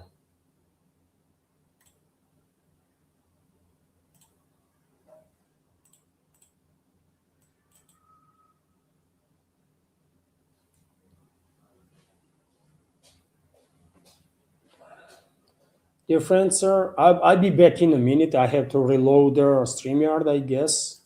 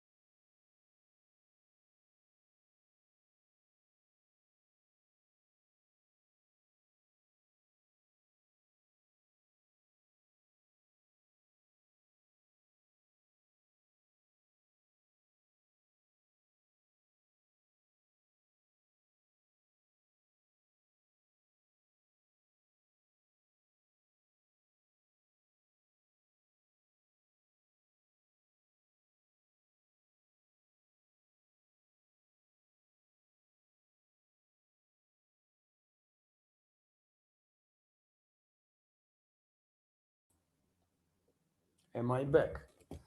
Sorry, dear friends, for these technical issues. One VPN stopped working, so I have to try through another one. Hopefully, sound is good and the video is okay too.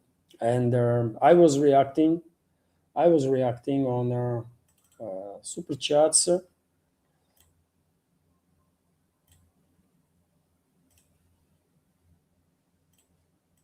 So let's react on this. Russian media talking about Chinese drones being used by Ukraine on the one hand, but not about Chinese restrictions of rare earth minerals limiting Ukraine on the other. Why? Question from Scooby. And well, Russian MSM is not really that focused on this subject, right? In Russian press, for example, I don't know about TV, by the way. I don't watch TV whatsoever, right? But when it comes to Russian press, there is no much talk about Chinese drones. I mean, Chinese involvement in this drone production, basically, that are then used against Russia. But actually, you might find more articles here in Russia in the press about these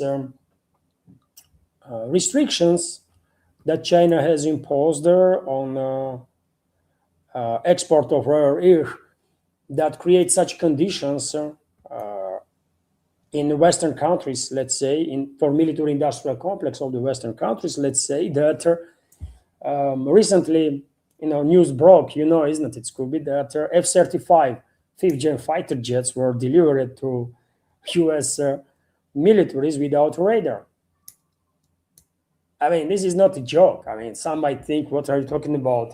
How that can be, right? That plane being delivered without a radar. Without radar, plane is just, useless, right? You can use it probably for training or something, but not for a combat. And this is true. But that's what happened.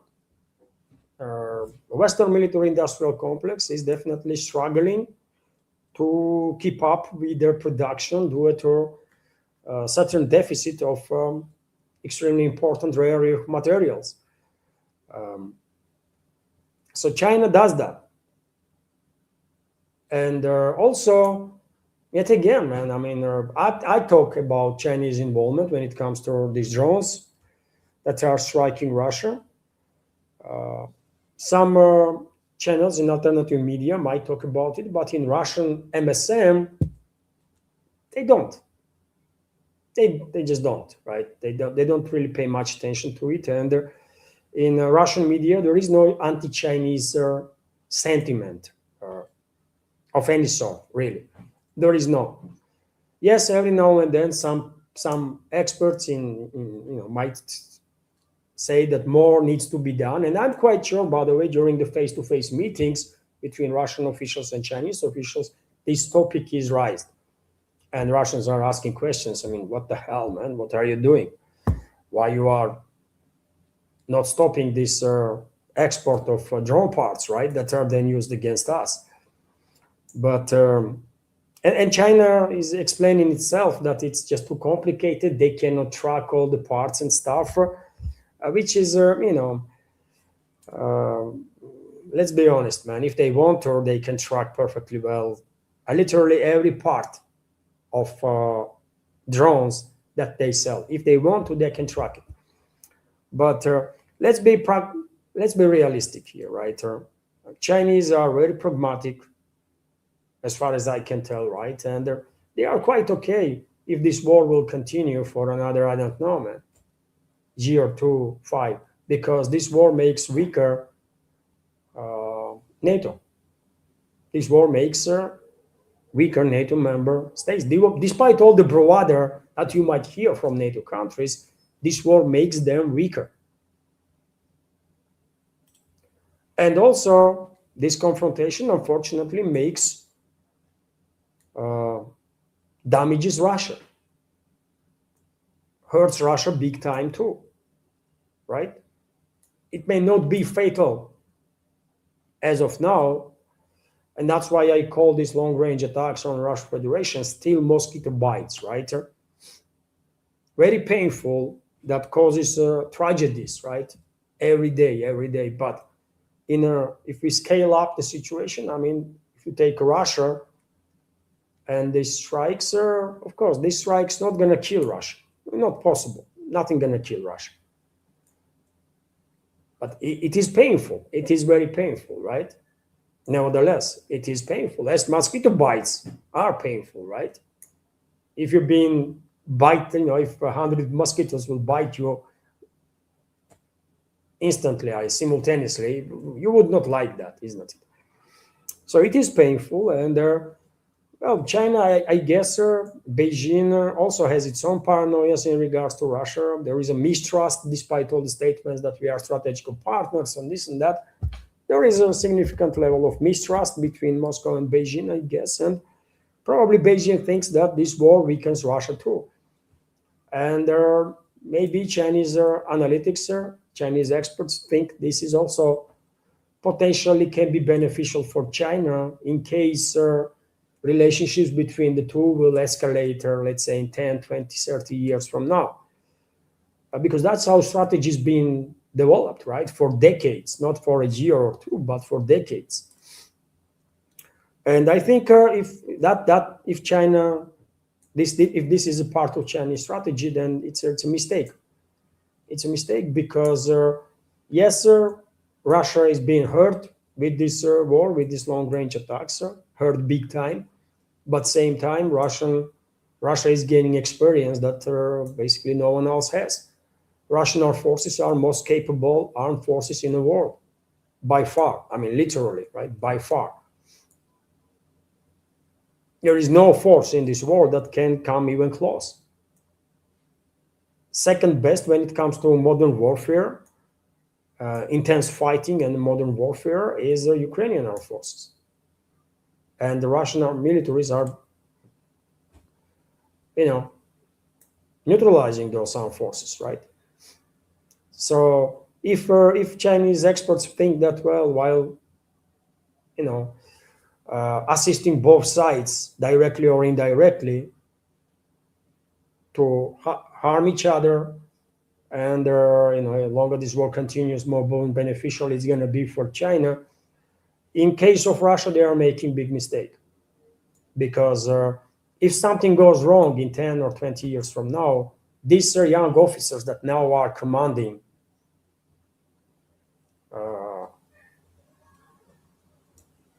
not platoons are not commanded by officers, isn't it? But companies, let's say battalions, brigades, and so on, those young officers are going to be generals by the time in 10, 20 years from now, right? So if anything goes wrong in the relationships between Russia and China, Russian army going to be led by officers that know way too well what the modern warfare is, right? And if Chinese army lacks anything, is experienced officers. They don't know. They might have a lot of weapons, but they don't know how to fight. Last time Chinese militaries were engaged in a more or less high-intensity fight was when 70s with Vietnam, and they lost it, actually. So you see how it is. But nevertheless, if you think there is some anti-Chinese sentiment here in Russia because of this Chinese involvement in a drone, indirect involvement in this drone warfare against Russia, then surprisingly maybe, but there is no anti-Chinese sentiment.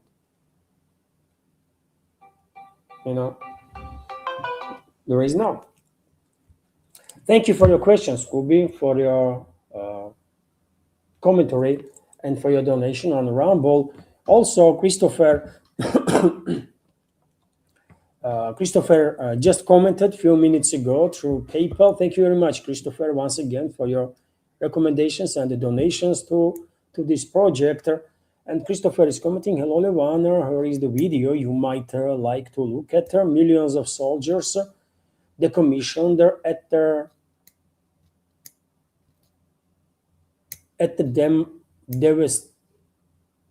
devastating strike.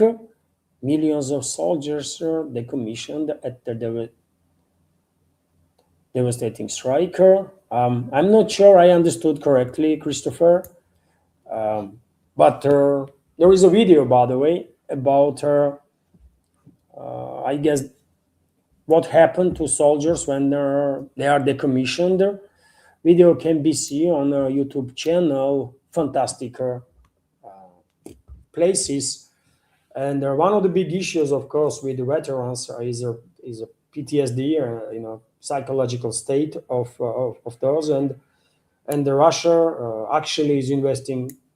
I mean, at least there are reports about it that Russia is paying attention to the matter and investing bigger to prepare specialists that will deal with the veterans, right? If they will, if need be, to help them to deal with their PTSD, right? And it's a high intensity warfare, by the way. I cannot even imagine all the shock for the psyche of the human that one might experience when you see people being blown up right before your eyes and your comrades being killed and all the horrors of the war, right? I never been in a battlefield. I have no freaking idea what that is, right? But I can imagine for psyche, if you're not really realizing straight away for your psyche, it's going to be tremendous strike, isn't it? And it takes serious assistance to deal with this post-traumatic syndrome, obviously, and Russia is working on that. Russia is working on this direction. I have read about it quite a few times, sir. And also Scooby is commenting, but Western Ukraine can still be used as a firing platform and base for insurgency, Levan. You are correct. You are correct, and that's why I said, Scooby, that even if we go full in, right, and let's imagine Western Ukraine is being liberated from a Nazi regime. It's not going to be easy, but it's doable. It's doable, right? But in that case, what will stop London or Washington and all the others out there to create a Ukrainian government in exile that will be based either in US or in UK, somewhere there? And what will stop this British Secret Services, American Secret Services to continue launching attacks on Russia, terrorist attacks, mass terror campaign, and blame on this Ukrainian government in exile, that it's there that are continuing their fight. What stops Washington and London from doing so? Nothing, right? They did it, by the way. They did it already, as I said, after World War II. Because many people don't know that Russian forces, Soviet forces, were dealing with Ukrainian Nazis and the fascists until late 50s in Western Ukraine and in parts of Belarus that was infiltrated by those Nazis. And these terrorist groups were sent into Soviet Union, by the way, by CIA and MI6. Many groups were sent. Not all of them, but many. So, yet again, only way we can actually stop Western world class from attacking Russian Federation is to restore deterrent. If they have actual fear that they're going to pay extreme price if they harm Russia, then they will harm Russia. Only way we can stop them is through fear. They cannot respect nothing, nobody, and nothing. They don't know what respect is, right? Western elites, that is. But they will, so therefore we can only use tool there is left, right? Fear. Western elites have to have a fear of Russia, because yet again they are incapable of respect. They are not respecting their own citizens. They are not respecting their own countries, those Western elites. And they are demonstrating this literally on a daily basis, right? We don't even have to go far. So only tool we have is to impose on them fear. And how are you going to do this? I mean, how are you going to impose fear on the Western ruling class? They have to know that they are alive only because of the mercy of Russia. That's the way, man. You only keep these Western elites in check if they know that they are literally alive because of the mercy of the Russia. And if they make one wrong move, they're gonna die. And how you gonna create such situation? You have to kill as lot of so-called elites in the West, literally kill them, right? We have to kill them. Those so-called elites, military elites, intelligence elites, political elites, we have to kill them. So that whoever will be left alive will understand that step right, step left, bullet is coming, bullet or missile, whatever, right? And they are dead. Only language, they are, this is the only way you can keep them in check, man. There is no other way. There is no other way. Unfortunately, I hate that we are in this situation, right? I hate that we have to do some stuff to keep these Western elites in check, but there is no other option, by the way. Literally no other option.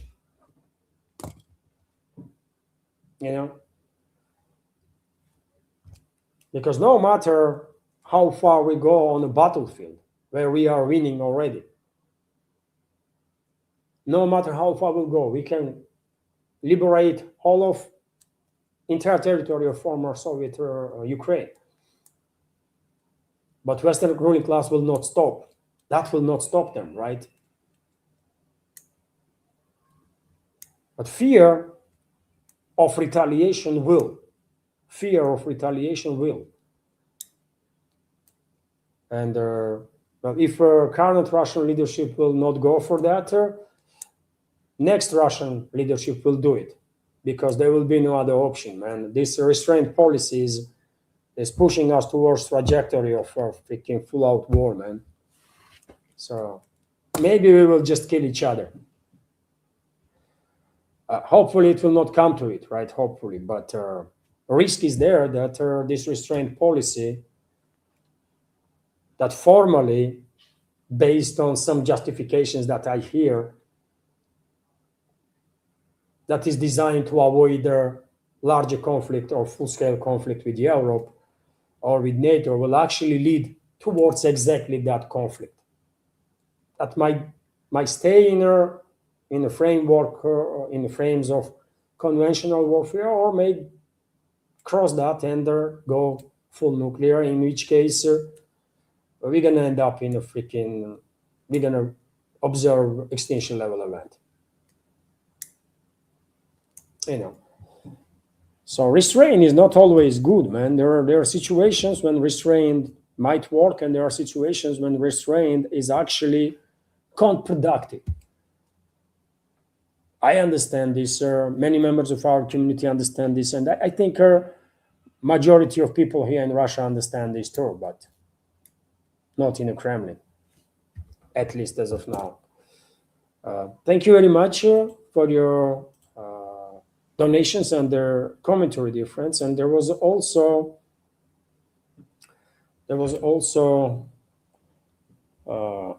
one comment from PayPal and another super chat on Rumble, dear friends. Let me highlight this too.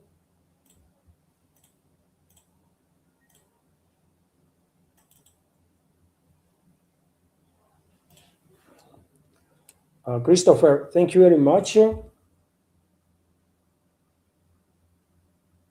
I highlighted this super chat already from Christopher. This donation and the commentary through PayPal by Christopher.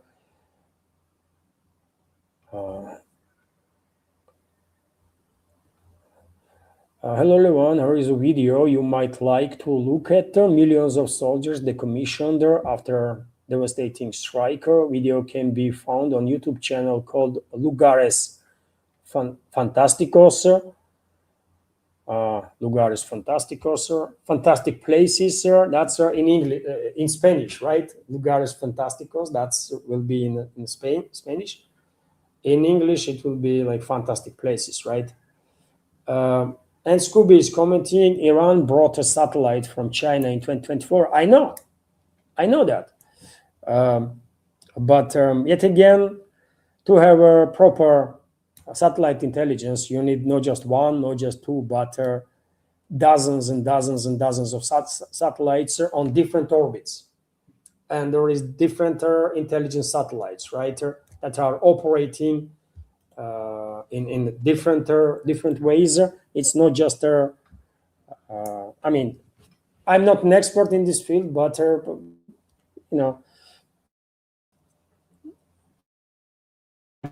I can understand that that are operating based on lasers, satellites that are operating based on actual visual observations, satellites that are use some other technology for which, like lasers, for example, or waves, clouds, not going to be much of an issue, and God knows what else is going on there. So one satellite is good, but nowhere near what is actually needed if you want to have a good satellite intelligence.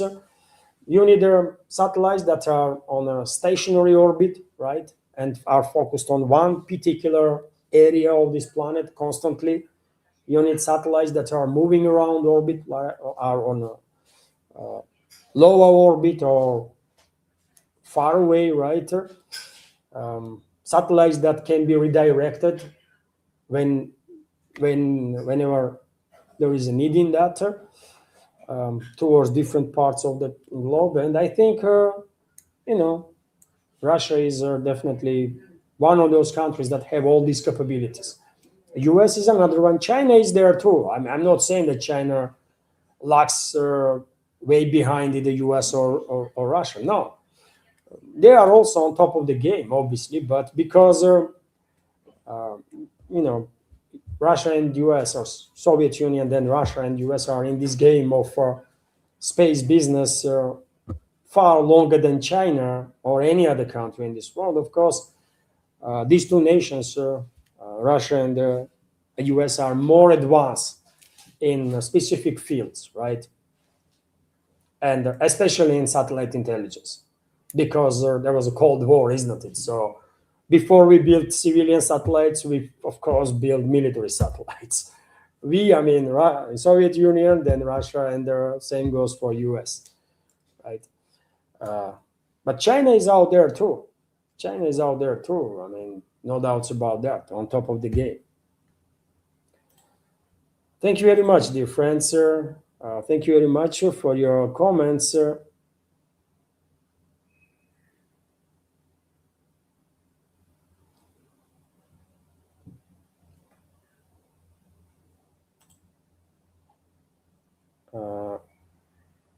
I mean, I see this comment from an SPK makes sense in a way. If Russia would ask or beg China to stop sending drone parts to 404 to Ukraine, Russia would lose face politically and look like a Chinese vessel. That's a real politic. Yes, I mean, you have a point there, isn't it? NSPK 100%. Russia will raise the question, but Moscow not going to beg no China, no any other country for anything, obviously. And when it comes to technical side of these drones, China is not really sending that much of drone parts directly to Ukraine. There is a shipments to Ukraine directly through, but mostly it's third parties, third, fourth parties. Before drones reach Ukraine, they go into Chinese neighboring countries first, then from there to Europe, Canada, US, and from there into Ukraine, right? So that's the router. But yet again, I mean, China is give based on what kind of strategies they have for far future, 20, 30, 40, 50 years from now, how they see developments. Maybe Beijing thinks longer this war continues, better for them in long run. Yet again, that's real politics, man. Nothing personal, just business, as one say goes, right? And yeah, it is what it is. So yeah, Moscow definitely not gonna beg nobody for nothing. There is no need for that, man. I mean, Russia can deal with the situation in a relatively short time if order is there, right? All it takes green light from Russian president to Russian security services and militaries to restore deterrent with the collective West, and I think it would not take more than, I don't know, man. Plans probably already are in the place. Russian security services and militaries probably already have a plans in place, and if they being given green light, they will just implement these plans straight away, right? So in that case, it will take very very little time before the deterrent will be restored. But if plans have to be worked out from the scratch, then I don't think it will take anyways more than 2, 3, 4 weeks, right? After green light, when the deterrent is restored. So Moscow definitely don't need to beg no one for nothing. It is well capable of restoring deterrent, but yet again, I mean, green light is needed for that, and we don't have it for now.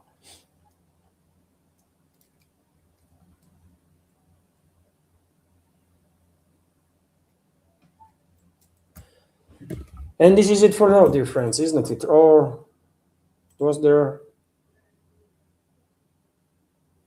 There was another recommendation from Christopher, dear friends.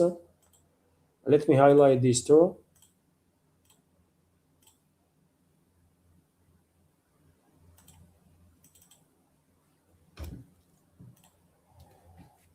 Thank you very much, Christopher, for your donation through PayPal and commentary. And Christopher is commenting, hello everyone, or is a video you might like to look at. Another major geopolitical crisis now in play. Video can be found on YouTube channel called Serious Report.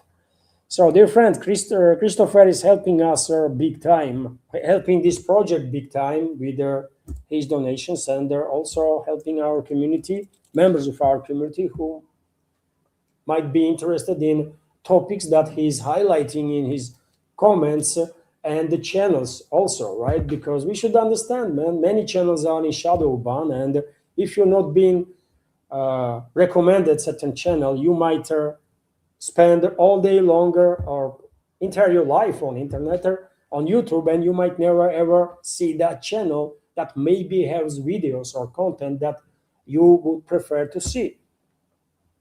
That's the objective reality of the modern times. So thank you very much, Christopher, for sharing with me and with our community information about some interesting content that you are coming across different channels out there on YouTube. Thank you very much for your support and attention. And dear friends, this is it for now. Almost like 2 hours, almost 3 hours, man, 2 hours and 40 minutes. This video, wow, quite long, but hopefully new segment was interesting, and their community chat part of it, Q&A part of it was interesting too. And in that case, like their video if you have not yet. Leave some commentary, might actually help to reach out to wider audience, to people out there on the internet that might also want to hear from Russia and from Russian standpoint. And That is that. Thank you all. Have a wonderful day and take care. Bye.